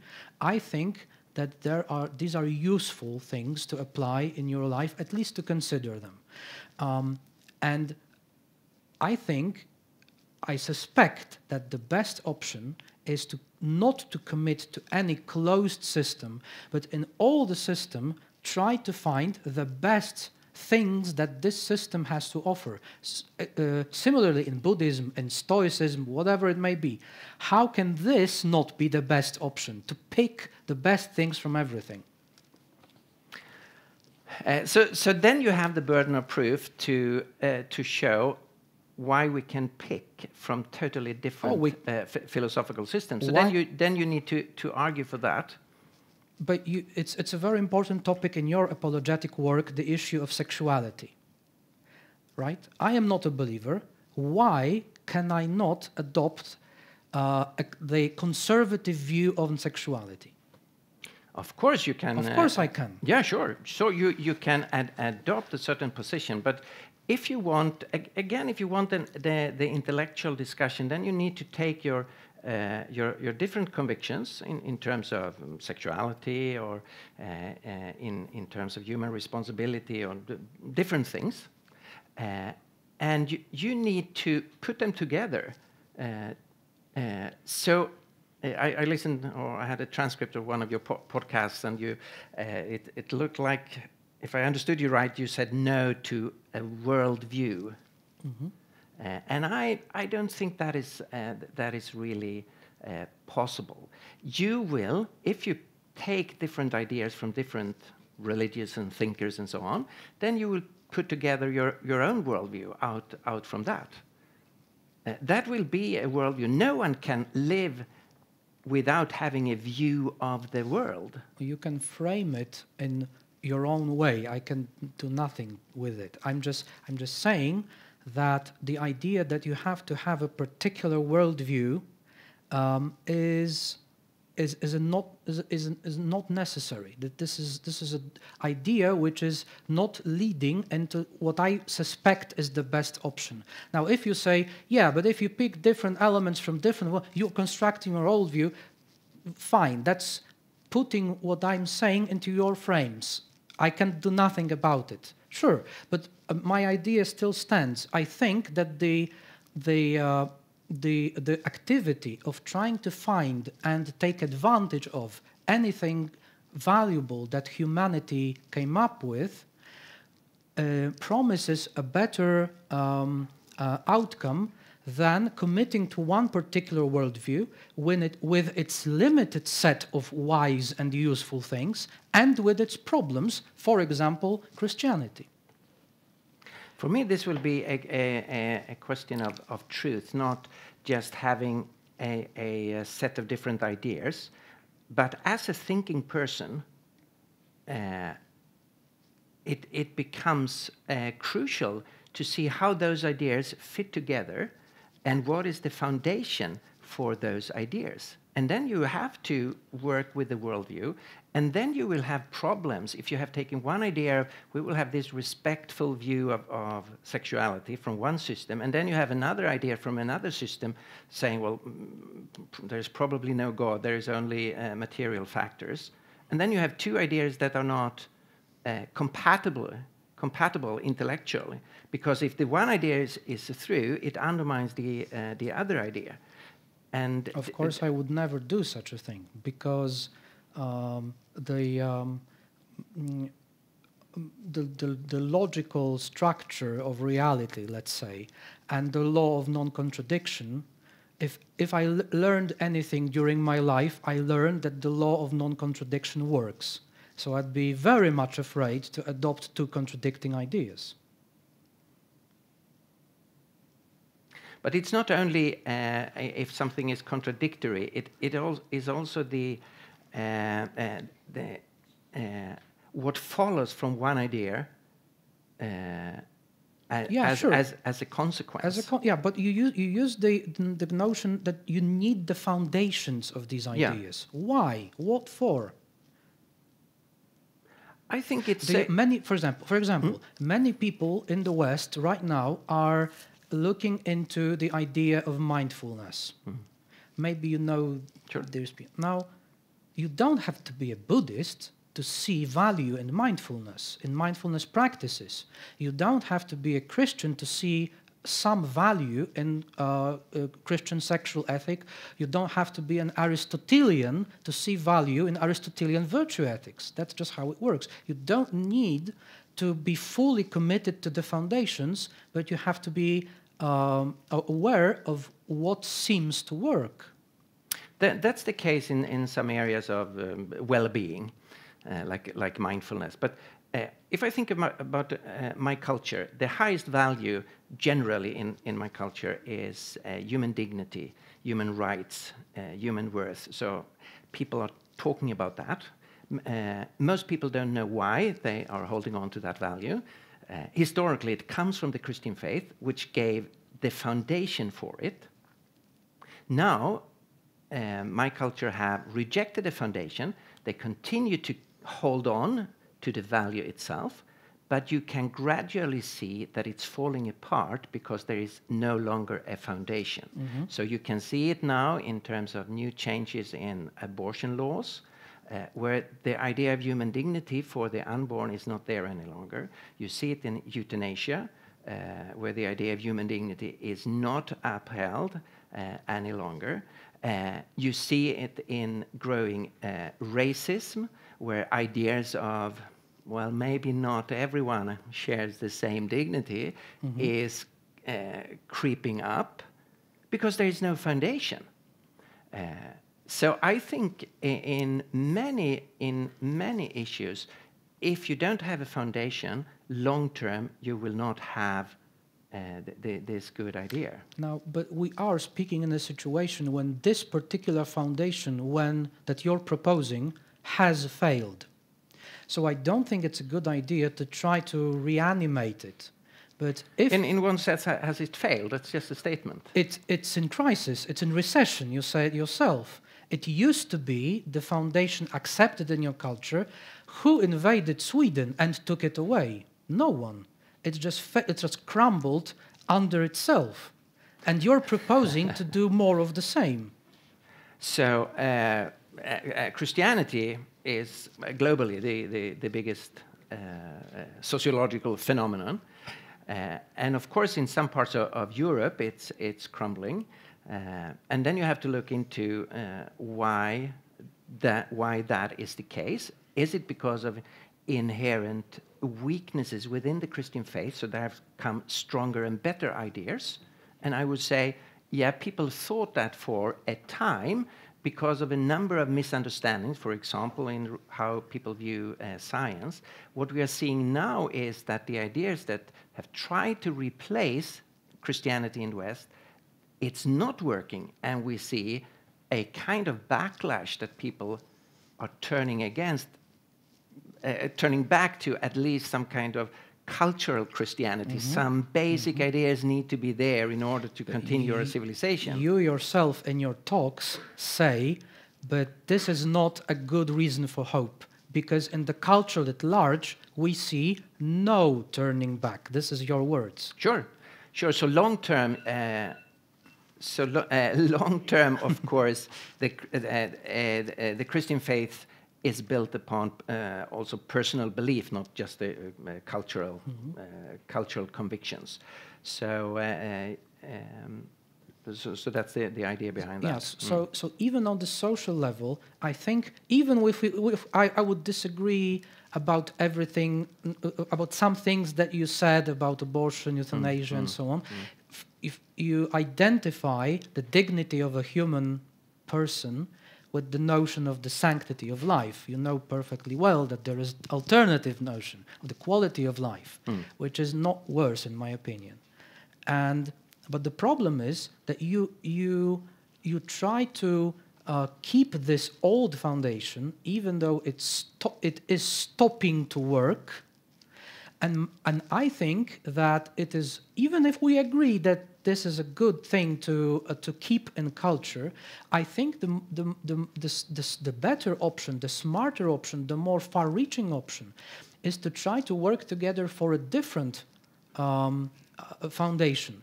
And it has happened in the past. For example, when the United States were formed, the 13 colonies were very different. And it was, this is just one option, one idea. The 13 colonies were very different religions, different religious policies, different worldviews, different economies. They were very different. So when they saw the need to unite, they didn't try so that one of the colonies was trying to convince others that they have the right foundation. But what they did was they tried to find whatever is common to all of them. And so we have this very bizarre statement that we find these truths to be self-evident, that, that people have. Now, this is not self-evident. We have this bizarre, and so, but we have this bizarre statement. But this is a different strategy, which I think has more future, to try to find something that believers and non-believers can agree to and that would work, and not to convince the majority who reject the old foundation that you still, at any cost, should cling to the old. But that is a political question. I'm not discussing what kind of how should we organize our society. I'm totally for religious freedom, but this is not the issue here. I have one last question for you. You have not commented on my quote from...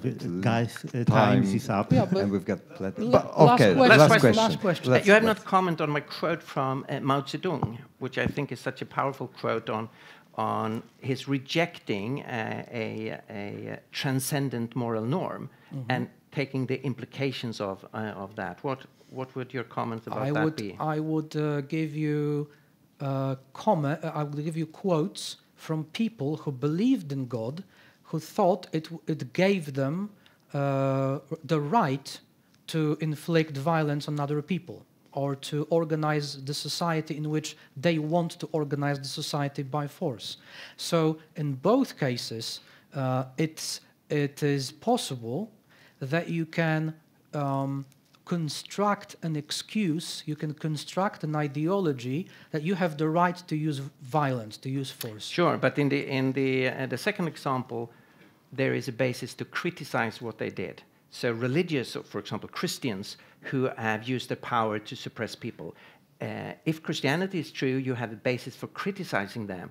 If there is no God, there is no basis to criticize what Mao Zedong did. So it's a fact that in all camps people have done evil, but it's only if there is a God, you can criticize that evil done even within your own camp. Yeah, but why are you looking for criticism and evaluation only on this foundation level?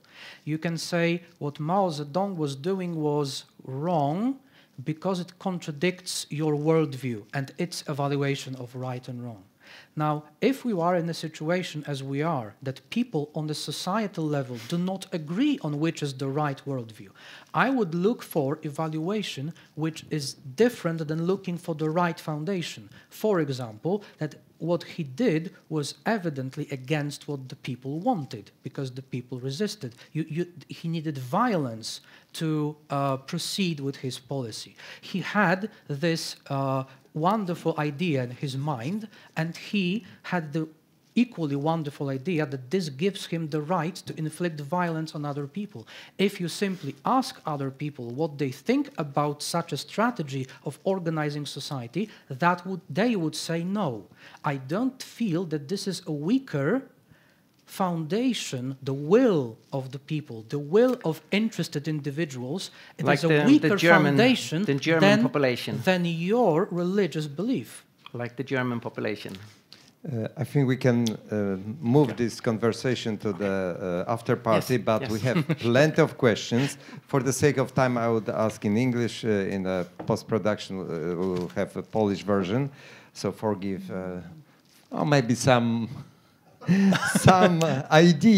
fog idea will appear on the screen. This is the benefit of having son engineer to give me a hint what to do. But still, it's a poor translation, sorry. First question is not marked to whom, but I can guess to Stefan. Why we have to explain the world? Why we have to choose and make verdict? Can we just say, I don't know?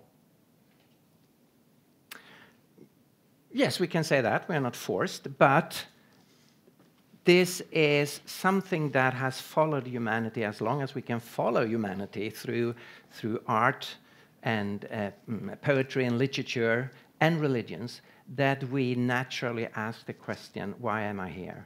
What is the point? What kind of world is it? What will happen when I die? Of course, there are some people who never ask those questions, but they are rare. Sooner or later in an individual's life, those questions comes up. It's a universal phenomenon. If you are a curious human being, you will have those questions. And you realize that the answers to those questions are important. They make a huge difference. May I comment for? Yes, Yeah. we allow. Listen to this talk. You naturally have these questions. You need to have these answers. I would say, don't fall for that. Maybe you don't. I don't. Maybe you do. Maybe you do not. And I would say it's not enough to be curious. I'm also curious about whether there is a God. I'm curious about how the universe came into being. But it's not enough to be curious, to be occupied with the question. You also need to see a tool to find out. And if you don't see the tool, you can be curious all your life. You can hurt yourself and other people in the process. So if you don't see the tool, I think it's sensible in some cases to stay at I don't know. And if somebody claims they know, why don't they try to convince us? I'm not trying to force anyone to ask the questions. I'm just reading literature and looking at movies and listening to music. And the questions are there all the time. So it's an empirical fact. Yeah. Now a question to Karol.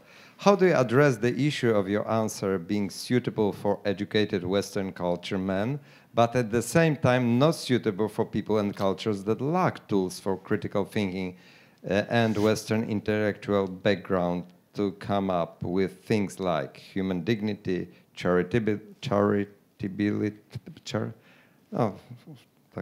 dobroczynność, etc.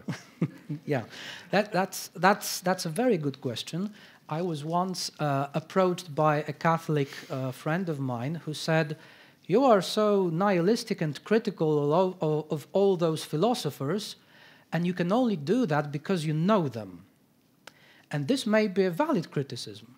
And I don't think that running around your life not thinking about the issues of life at all, having no knowledge of it, having no knowledge of the options, is a good idea.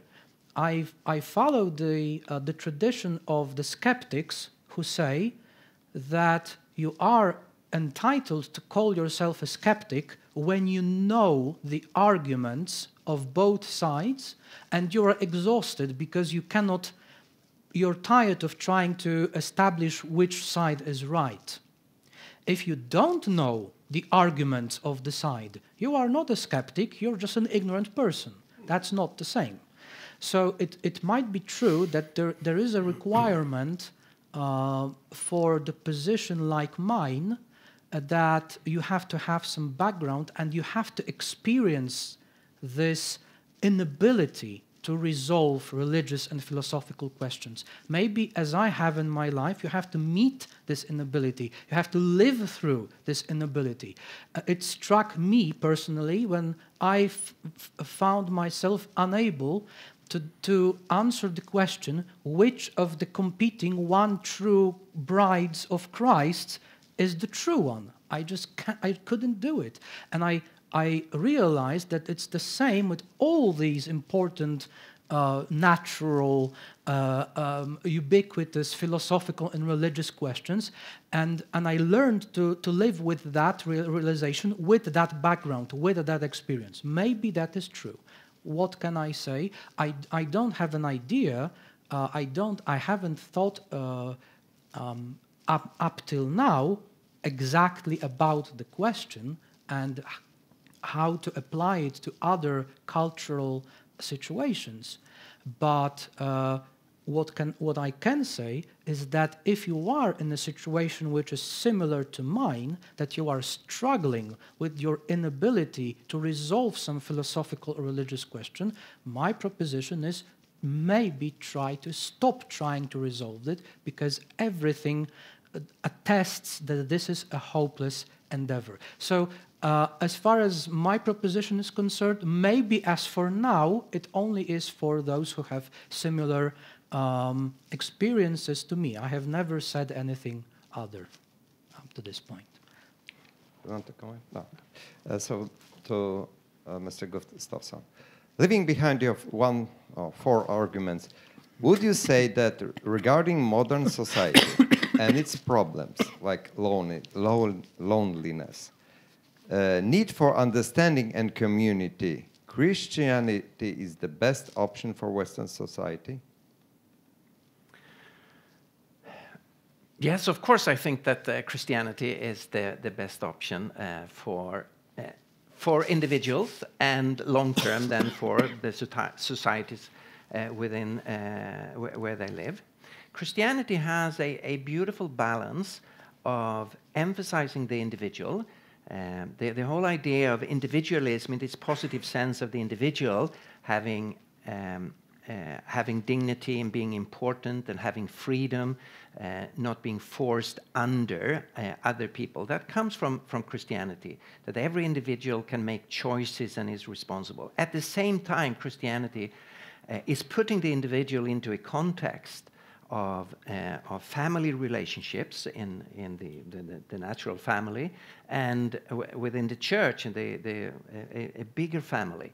So here is a balance of individualism and of community. And we can see that when one of those aspects are put out or minimized, we suffer quite a lot as human beings. And in Western society today, individualism has taken over from the other relationships. Of course, relationship to God is cut off, but also the community aspect. So we are suffering, and loneliness is a kind of epidemic in our societies. And the secular perspective has there are difficulties in that perspective to put this right, because it will be a natural emphasis on the individual. At least that is the tendency in my country. Mm-hmm. And the same person asked the follow-up question to Mr. Fjałkowski. Regarding question just asked to Mr. Gustavsson, would you agree in terms of availability of Christian gospel? I don't catch exactly what was the availability in this context. Applicability maybe, that the Christian gospel answers this problem. Problem of loneliness. Yeah. Yeah, I actually agree with what Stefan said. This is one of the good things that Christianity puts into people's lives. Many people, if you are interested in Christianity, you must have heard many testimonies of people who are lonely, who are in addictions, who had other marital problems, whatever, that a Christian community helped to fix. Obviously, that's true. Now, so that's one of the things that I would like to figure out how, for a non-believer in Christianity, this would be similarly possible. If the secret is to spend more time with my friends, that's a great idea. So if you have the preference to fix your problems of loneliness or addiction or anything, if you have this preference so strong that you are willing to put up with the Christian God, maybe Christianity suits your preference. To Stefan, give me the best examples of Jesus' teaching inviting and supporting skeptical or scientific thinking. Okay. So if you read the Gospel of John, Jesus' first encounters with the people who will become his disciples is very interesting. So they were disciples of John the Baptist, and then John is saying, "Oh, there is the Lamb of God. There is the one I've been talking about." So they start to follow Jesus without saying anything. It's almost comical. So Jesus stops and saying, "So what do you want?" And they ask, "Where do you live?" "Oh, come on and see." And they go home to him and stay with him that afternoon. And of course, talks about his mission. So the first thing Jesus is saying to people, "Oh, come on and see." And if you read John 1, you will see that goes on several times. Come on and see. So you investigate who Jesus is. And when Jesus then later on called them to be his disciples and to be fishers of men, they know who he was. So the first time is an invitation to get to know him. My response would be that you are talking about the fourth gospel, that everyone agrees basically that this is the latest gospel and it is at least historically accurate. And I mention this because in the preceding three synoptical gospels, the first encounter of the disciples with Jesus is very different. Jesus comes and says, "Come with me," and they say, "Okay, we come with you." So it's very, very, very different than this experiential tale that you told us. Sure, and it's obvious for any reader. Leaving their father in the boat, by the way. Yeah, and it's of course obvious for any thinking readers that this cannot be the first encounter with Jesus. The text have said Jesus started to preach in that area. Yeah. It's not in the text, but you can take it for granted that this is what the text says. There is in the text in the Synoptic Gospels that Jesus started his preaching ministry before that, not in the Gospel of Mark, but in the other. So he had been preaching. And of course, it's psychologically totally unbelievable that you see an unknown man walking along the shore, and you are working there with in the boat with your net, and he says just one sentence or two sentences: "Come and follow me. I will make you into fishers of men." And then they leave everything and follow him. Who on earth would take that seriously? And I don't think the authors meant us to take it that way. Of course, there was a prehistory, and Matthew and Luke indicates there was a prehistory, and John gives the full prehistory of what was going on before. So I think it's a very strange reading. If you think that they fell in some kind of trance and just followed an unknown man. I don't know about you, but I have heard many sermons how wonderful that was, that they just believed Jesus. I hate to interrupt you, gentlemen, but we don't want to evolve into another discussion session. We have plenty of good questions and only 25 minutes left. So, Karol, how to persuade or not coerce, but persuade, nakłonić society to live according to moral rules without Christianity? Well, that's actually the most difficult question in ethics and social issues from the beginning of civilization. Ever since Hesiod in ancient Greece wrote about organization of a society, the first and most important question is, you have hawks and you have what was the other bird? The soft bird. How would you convince the hawks not to eat the soft birds? Nietzsche said, you don't. You just let the hawks eat the birds. But we understand that for a functioning society, you have to have something. And the problem is that whatever was tried up to this point has some successes and has some failures. There are pros and cons. It works to some extent and it doesn't work to other extents. The one thing that hasn't been tried yet is to start with admission that we have nothing to say to you which would involve a transcendent reality, God's right or wrong, philosophical truths, objective obligations. We have nothing of this kind to say to you that we can tell you that we know that this is the truth. This is all speculation. We are honest towards you, that we can try to justify, to rationalize what we want. We want you, the strong men, not to kill us. But we admit that we don't have anything of this sort to tell you, that we, with good conscience, can tell you we know that this is true. So I think what has not been tried yet, I don't know if it's realistic. I don't ever envisage the situation in which I am put in charge of how to deal with these issues in the society. But what I would be very interested to try is to say, let's stop telling untrue to one another about that somebody knows something about philosophical or religious issues. Let's admit that we don't, and let's try to use arguments, and let's try to use to force in self-defense, to organize in the society in which we acknowledge the interests and the importance of everyone involved. This is also why we admit that we don't have any ideology to tell you, because I acknowledge that your interests are also important for me. And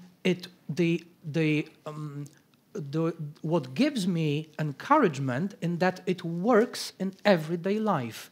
If you drive a car, if you work together with people, if you have a family, you have many times made arrangements about how to live together. You have many times negotiated things without the need of saying, my idea of arranging our office is the best because I read it in a book that is from God. This never happens. Maybe if we just enlarge the scale, this can work also. That's my idea of something that hasn't yet been tried. I would say that is a very naive idea. Of course, in our culture, where we have 1,000 years of Christian history, things work smoothly in the office because here is a certain mentality. Historically, you have two different options. You have rex lex, that is, power is the law. Mm-hmm. Might is right. Mm-hmm. That was in the Nordic countries during the Viking time. Of course, it's the clan, and the clan has a boss, and the boss sets the rules. And that is historically what has happened. When Christianity comes, it changes that and says lex rex. The law, ultimately God's law, is the king, and therefore you can criticize all people in power. And I think for the future, it's those two options still. Yeah, but just one thing. This might be a personality thing, because maybe it's naive, maybe it's impossible. The problem for me is that the alternative is impossible for me. The alternative is tell to the strong guy something that I myself don't agree that this is the truth. And this is, I suspect that this is personality issues. Some people say, for the sake of the society, let's promote some ideology, even though we cannot be sure. But there are other people like me who say, there is something in me that says I cannot tell to that person something which I don't see is the truth. And I don't see which option is better. I suspect it's just a personality issue. Okay, we need to proceed. So, Stefan, why does God command violence in the Old Testament if He is the God of love? How many hours do we have, right? So that is a big question, and to deal with it seriously, we need a number of hours. Yeah. Specifically, we need to look at what kind of events or texts in the Old Testament are we talking about. There is a myth going around that the Old Testament is filled with wars that God commanded. That is not at all true. There are wars that God commanded, but most wars were just initiated by selfish and evil kings, and the Old Testament tells about it. But there are places where there are judgment from God, and the general picture behind that is that God has been waiting for people to repent and stop their evil ways. But in the end, if people don't repent, there is a judgment. That is how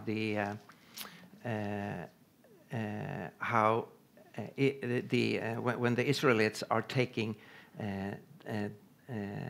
the Canaanite countries and killing or drawing away the people there, that is the motivation, that God has waited for several centuries for the people to repent. But you need to go to look into every text. There are difficult texts in the Old Testament. I'm the first to acknowledge that. I'm not surprised that there are judgment. If there is a holy God, a good God, I expect that He reacts towards things going on planet Earth. I do that, and if I do that, of course God is reacting. So generally, or on the level of principles, I'm not surprised that there are judgments.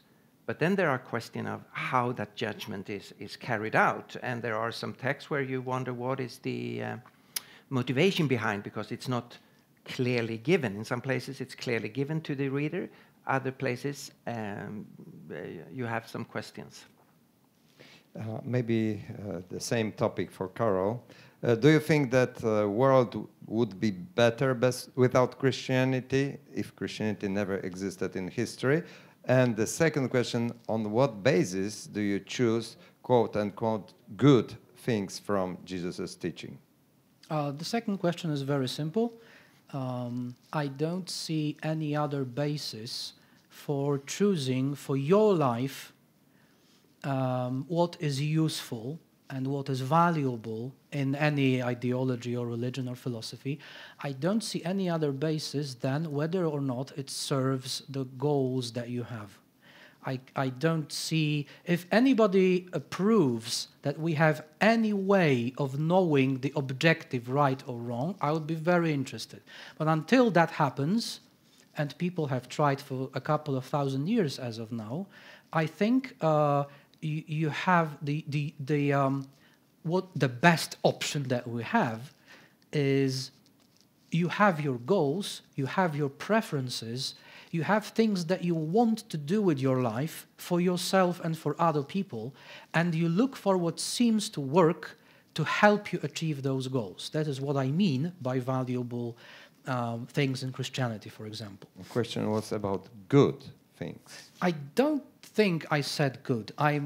Maybe I misspoke, but I try to be careful to say valuable and useful and these kind of things. If I misspoke and say good, that is what I meant, useful and valuable for your goals, for your preferences.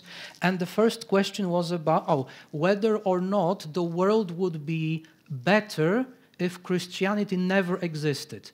I think the answer is no. I think the world is better because Christianity exists. I think Christianity is a great advance over the alternatives that were in play in ancient times. Even for the simple reason that Christianity I think it was Benedict XVI who called the Christian culture, the Christianity that emerged, a culture of happy mergers, of happy syntheses. For the simple reason, Christianity swallowed, it incorporated in itself everything good in Judaism, everything good in ancient Greek philosophy, everything good in Roman law. So even Christianity has this capacity of finding and incorporating into itself what is useful, what it deems useful. The church fathers were very proud that they were doing this, that they were looking at Greek philosophy and they were taking out of it the things that were useful for the cause of the Christian faith. But in any case, the merging of the Greek thinking and of the Jewish ethical thinking, and giving the basis for societies at that level of coming out of barbarism, especially in medieval Europe, I think the world would be a worse place were it not for Christianity. It was an advance over what the alternatives that were available. Sounds like Christianity is almost the best option. It's almost the best option. It's almost the best option. Now, when we have Christianity, we are now judging Christianity, I think we could do even better than that. The same is with the next question to Stefan. How do you decide that Western civilization is the most successful? How does that connect to Christianity? What if the number of believers would decide? Even if so, what about secularization of the West? Doesn't that prove that we don't need religion anymore? So we have to be the judge ourselves, which when it comes to the quality of a civilization. But for me, it's obvious that Western civilization is a unique civilization in terms of human rights and in terms of freedom, in terms of the universities, in terms of science. There's so many aspects that you will not find in other civilizations where the roots go back to Christianity. Of course, it's not only Christianity, as you pointed out. Of course, there is influences from Greek philosophies, and there are other influences along the way, but still it's Christianity that is the main force behind the Western civilization. And I think it is the most successful and human-friendly civilization so far. Now, I forgot the second point of the question. Doesn't that prove that we don't need a religion anymore? Oh, yeah. Mm-hmm.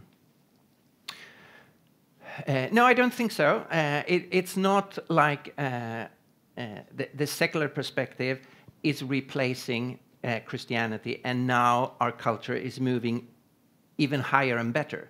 What we see in a number of areas is the Western civilization falling apart, because the secular perspective give a platform for the individual, but does not give a platform for community, and it does not give a foundation for morality.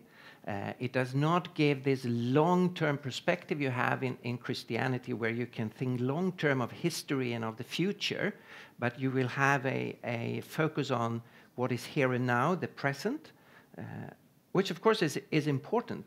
But for a civilization, if you're focused on the present only and not thinking of how you build things, that will affect the civilization.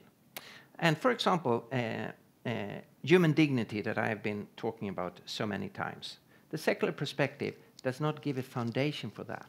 And we will not retain the belief in human dignity if we reject Christianity. It works like this. If you think of a big tanker out in the sea, if you turn off the motor, the engine, the tanker will continue in the same direction for some time, quite a long time.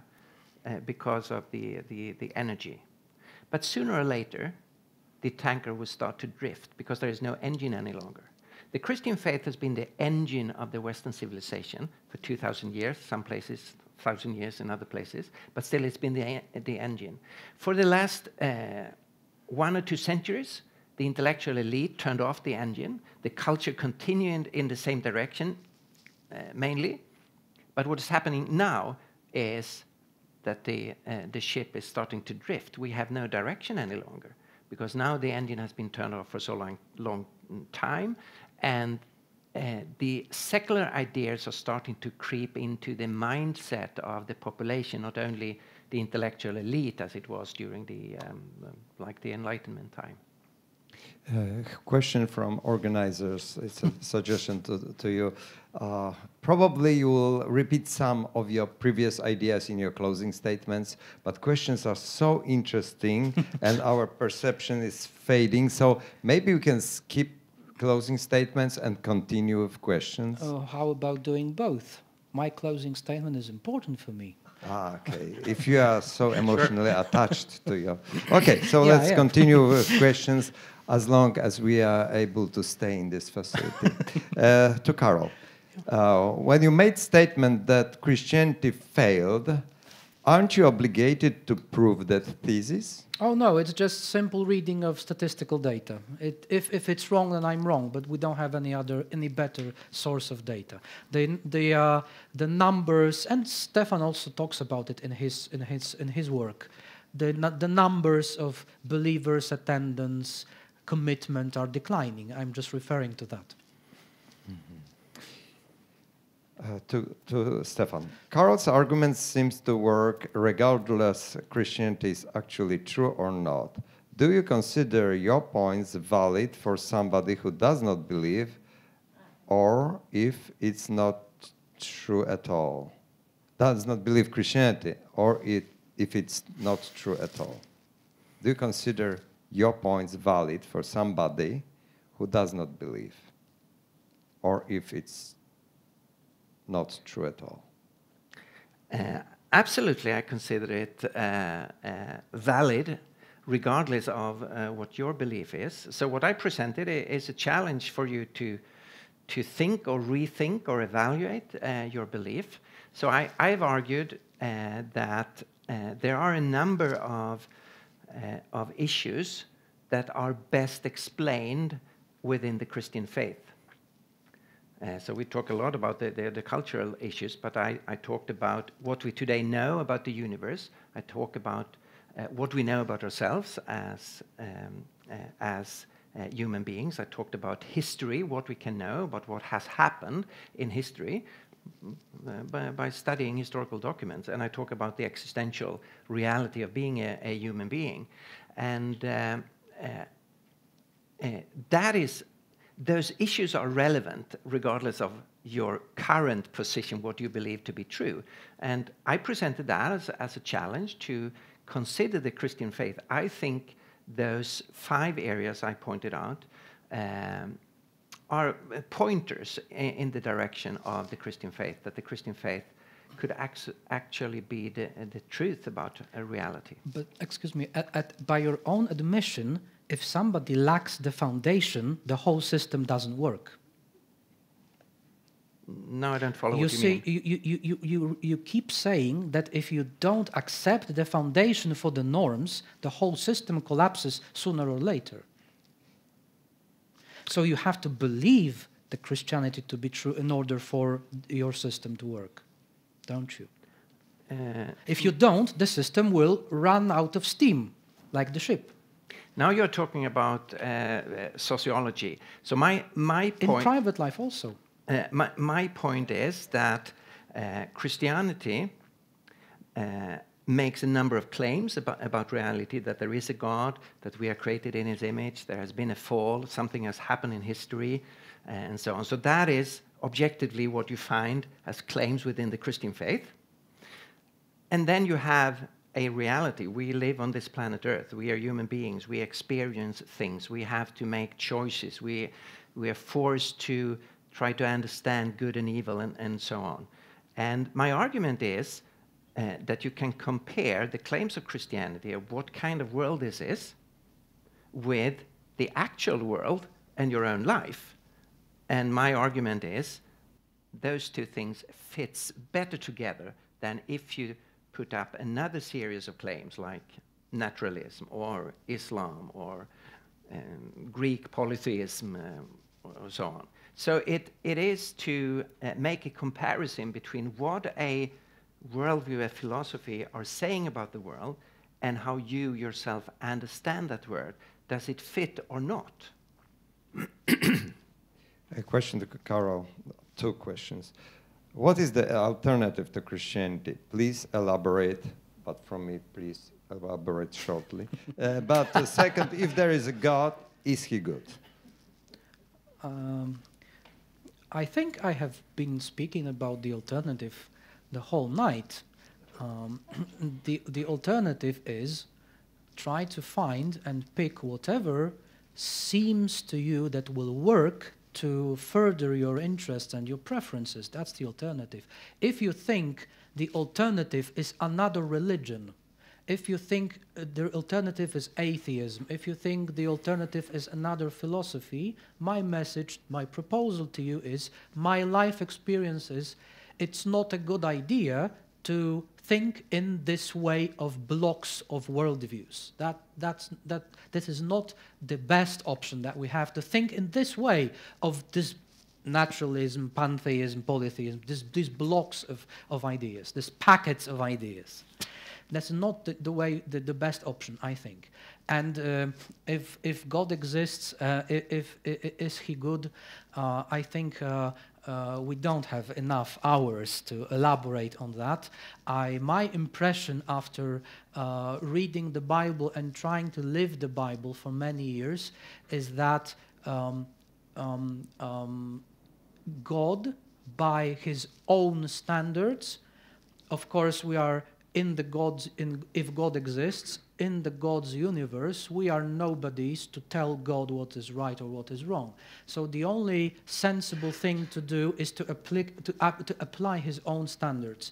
And when I look at the God of the Bible, it seems to me that by his own standards, he is an evil entity. That's my impression, but we would need much more time to explain, elaborate on that. Question to Stefan. If Christianity was a true basis to such good milestones in Western civilization as abolishing slavery, why wouldn't it occur sooner, only after the Enlightenment? So the horrible fact of slavery is a fact of human culture. So we have had slavery in all different cultures all over the world, and unfortunately there are still different kinds of slavery on the planet Earth today.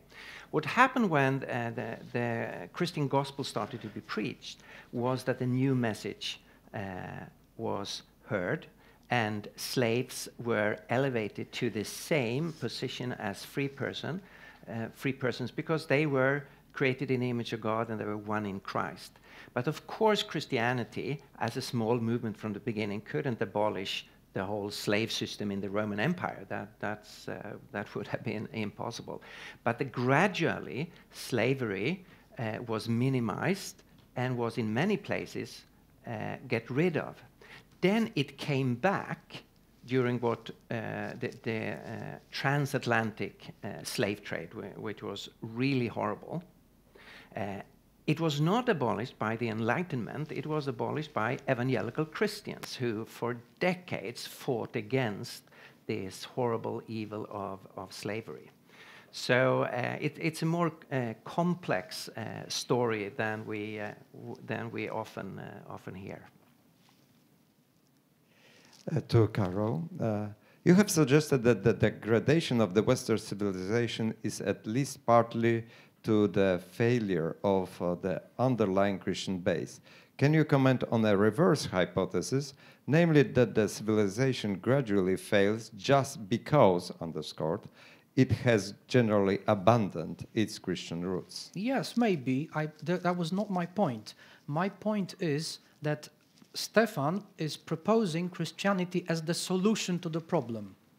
And my point is, the more Stefan is right that Western civilization is Christian, the more it is an internal failure of Christianity that we have today's crisis. That's my point.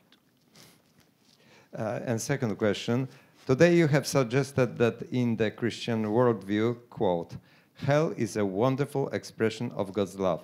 Which Christian denomination holds to such a doctrine? I think you can hear it in, I've heard it from the Catholics, and on pretty much every non-Calvinist denomination will tell you that every denomination that believes in free will tell you that it's a wonderful expression of God's love, that he respects your free will to such a degree that even though he is very sorry that he has to put you in hell, he respects your free will to such a degree that he is ready to bear this cost because he respects your free will too much. I have heard it from the Catholics.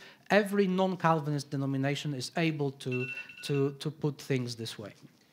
Na momencik. Myślę, że możemy dołożyć 5 minut, ale musimy skończyć o 9:00. Jeszcze 5 minut na odpowiedzi. By 9, so 5 minutes for more questions. Actually, and closing statements. And closing statements, yeah. To Stefan, if we can understand Jesus' words to leave your parents as a hyperbole, what stops us from treating other sayings of Jesus like love your enemies as hyperbole? What are then the criteria to distinguish hyperbolical from literal meaning in Jesus' teaching? So this is the hermeneutic questions about interpretation. And there are no absolute fixed rules for that. At the same time, it is not that difficult. In your own language, you immediately recognize how language works, what is meant to be taken literally, what is symbolism, what is an exaggeration for a certain effect, and so on. It's more difficult when you read a text from another time period and written in another language, so it takes more caution. But generally speaking, it's not difficult. To take an example, Jesus talks about cutting off your hand. If you're tempted, cut off your hand. Everyone understands that is said to shake people. The point is not you should cut off your hand in order to avoid sin, because that would be to commit a sin in order to avoid sin, so that would be stupid. And of course it wouldn't solve any problem, because the problem with sin is not in your hand or in your eye. So we understand that should not be taken literally. Everyone understands that. So, except Origin. Oh, yeah. Sure, you can always find some stupid people reading text in stupid ways. But generally, it is not as difficult to make this distinction as we may imagine. Question to Karol. What is love? In Christianity, it's about giving, denying yourself for sake of helping others. That's where true happiness comes from. Fully giving, loving, and being loved back. If you think you can get happiness from your own self, your own wantings, you are just fooling yourself. You need a Savior, a God who loves you to the point of dying for you. Yeah. What is love was question. Yeah, thank you for reminding me what the question was.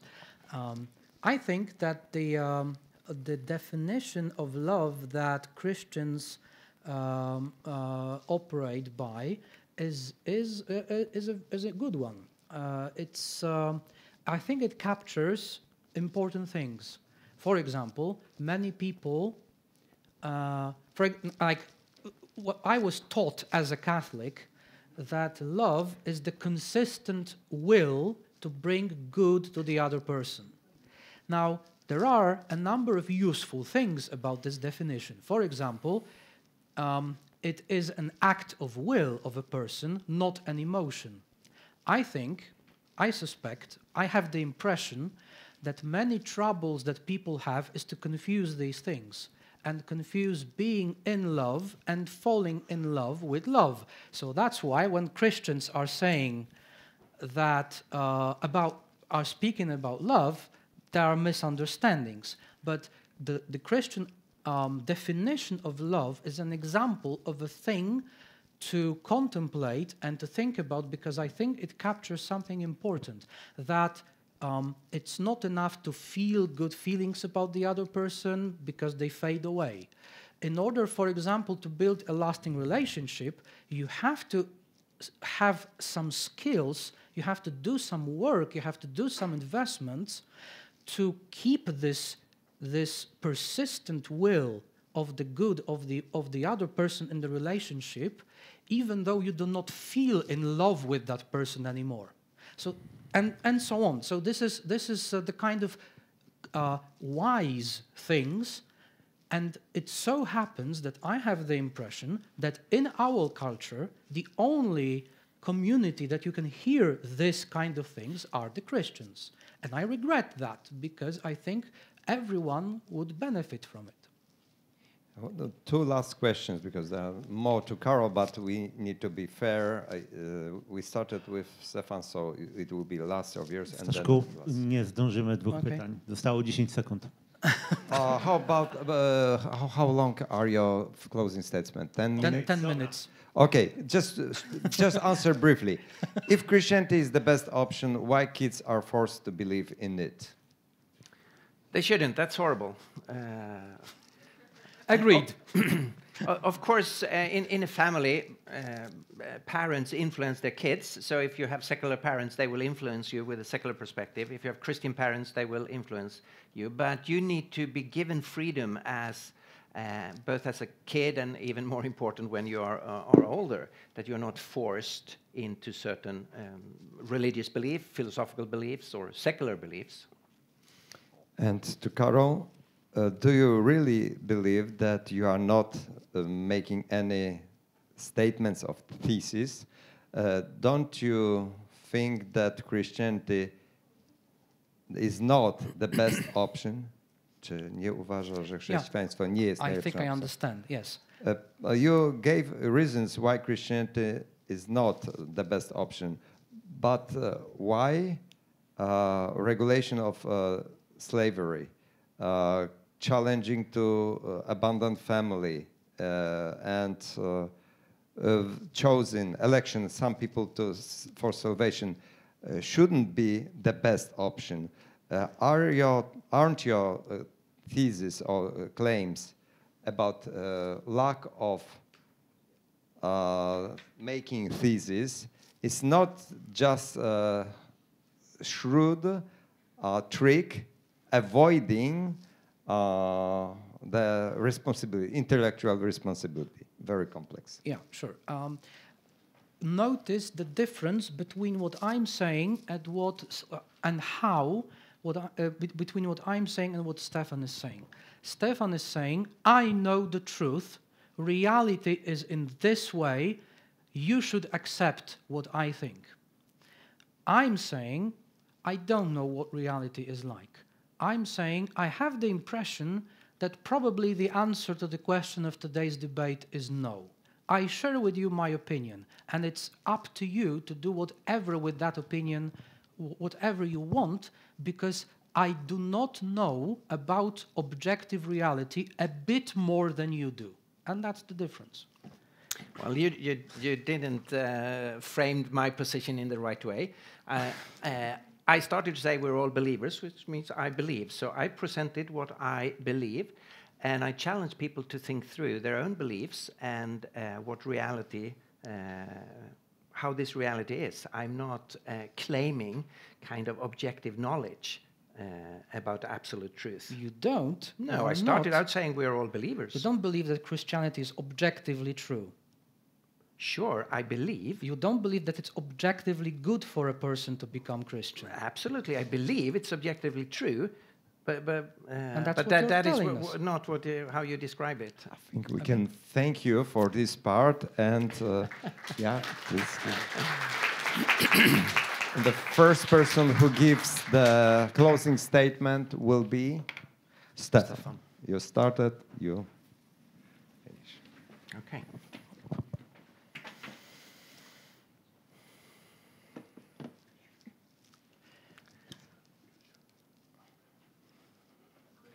So let me begin by thanking my conversation partner, Karol, for this evening, and thank you for listening for such a long time.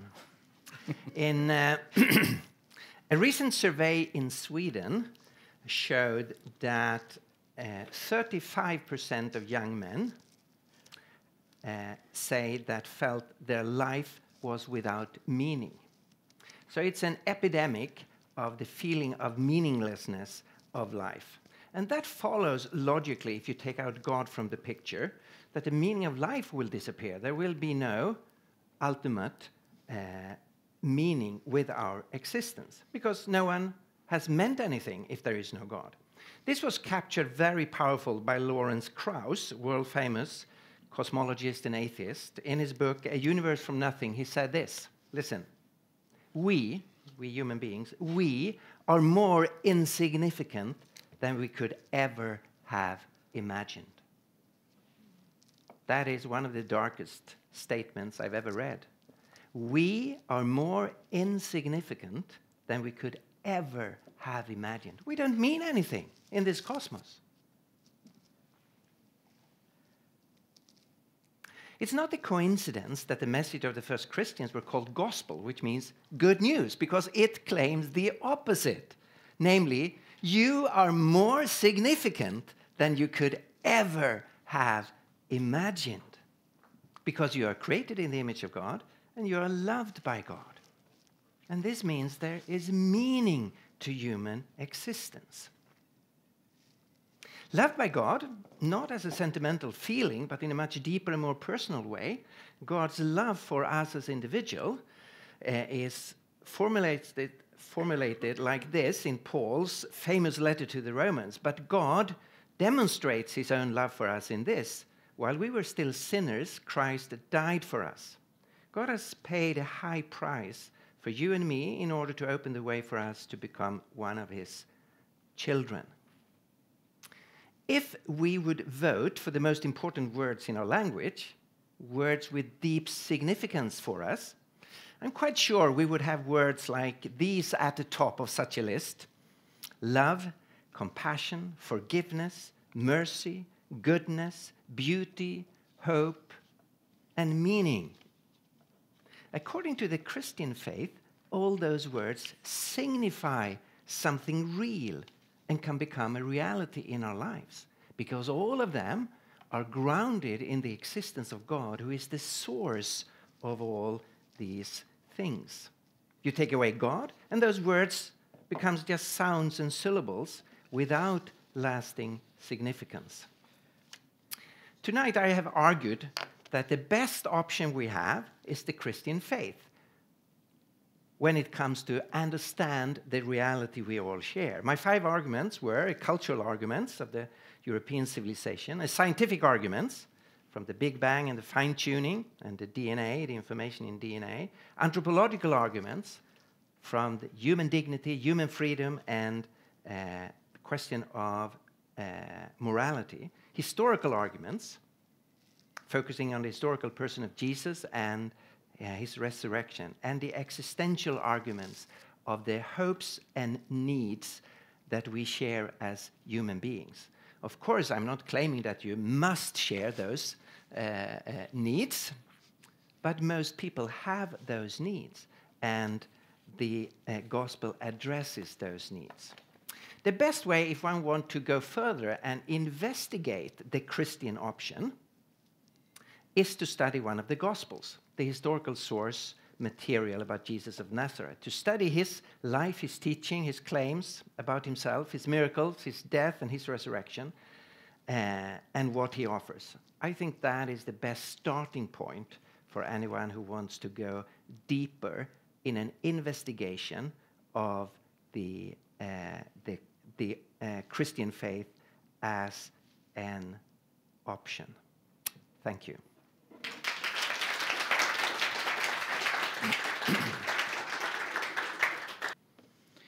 I wish once again to thank the organizers, TeiStacja, thank you, Stefan, thank you to all my patrons, because they are the people who make my work possible. Today, special thanks for Tomasz, who undertook the organization of the after party, to which I think many of us are looking forward to. In Exodus chapter 12, among other things, about the very night Israel left Egypt, we read this. The Israelites did as Moses instructed and asked the Egyptians for articles of silver and gold and for clothing. The Lord had made the Egyptians favorably disposed toward the people, and they gave them what they asked for. So they plundered the Egyptians. Three things about this passage. First, this is another illustration of the deep disregard of God for people who are not of his chosen favorites. Egyptians are there on the scene to be tormented by plagues, including the death of all firstborn sons, and at the end of their contacts with Israelites, to have all their most valuable possessions stolen by the command of God. Oh well. Earlier, God said to the king of the Egyptians, I have raised you up for this very purpose, that I might show you my power, and that my name might be proclaimed in all the earth. Non-favored as well as favored people in different ways are but instruments for Christian God's cosmic show of his own glory. Did God love the Egyptians? Are you really convinced that this is the best model of love that we have? Second, this is another illustration that it is always God who ultimately decides what happens. Not only has he the power to open individual hearts, like Lydia in Acts 16, or keep an individual man from sinning, like Abimelech in Genesis 20. He has the power to change the heart of a whole nation, like he just made Egyptians favorably disposed towards the Israelites. Pity, isn't it, for millions of people, that if he can do that, he didn't do that. He didn't make the Nazi Germans favorably disposed towards the Jews, Russians towards Ukrainians, Jews and their neighbors towards one another, and the list goes on and will go on. As the Catechism of the Catholic Church very well puts it, in full agreement with the Protestants on this issue, nothing is impossible with God, who disposes his works according to his will. He is the Lord of the universe, whose order he established and which remains wholly subject to him and at his disposal. He is master of history, governing hearts and events in keeping with his will. Every calamity in the world, every suffering, every evil, large and small, is there for only one reason. God wanted it, and God arranged it to happen for his own glory. Are you sure that this is the best model of good that we have? As for the third and most important thing tonight about this passage, I would like to quote from Augustine, De Doctrina Christiana, book 2, chapter 40, which goes under the title, Whatever has been rightly said by the pagans, we must appropriate to our uses. He writes, if those who are called philosophers have said something that is right and in harmony with our faith, we are not only not to shirk from it, but to claim it for our own use from those who have unlawful possession of it.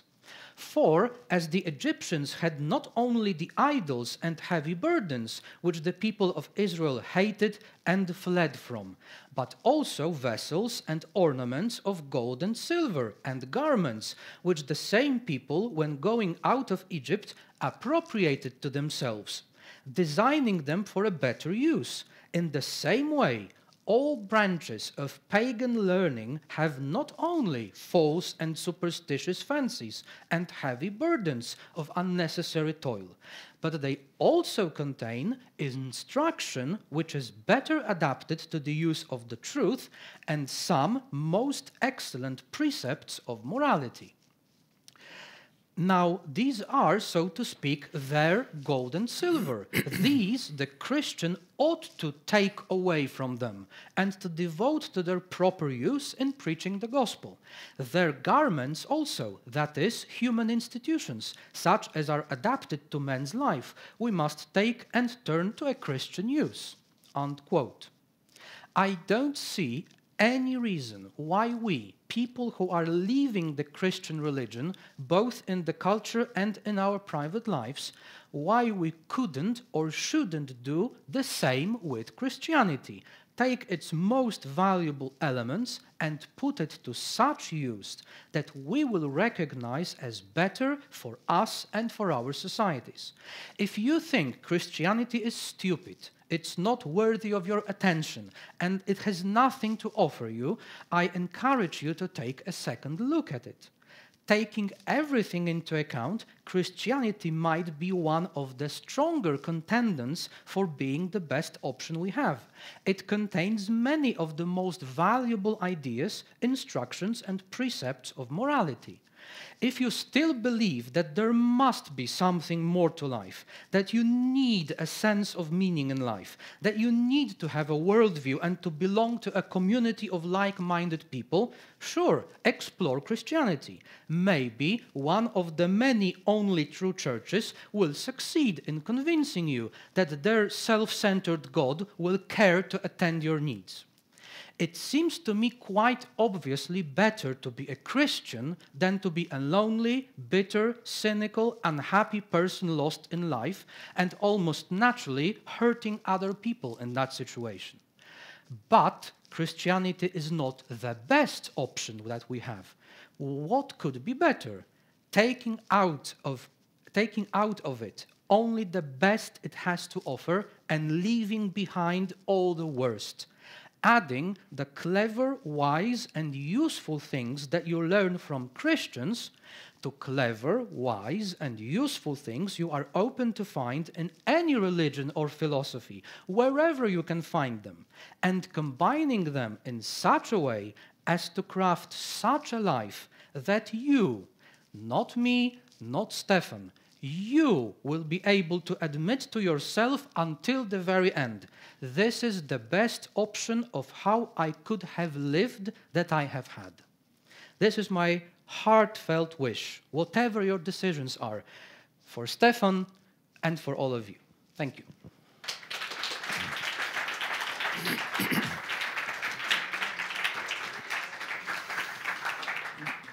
Bardzo wszystkim wam dziękujemy za obecność i też wiedzcie, że przyłożyliście się do tej debaty. Dzięki obecności i waszym pytaniom. Thank you all of you for coming and for be participants and co-creating this debate.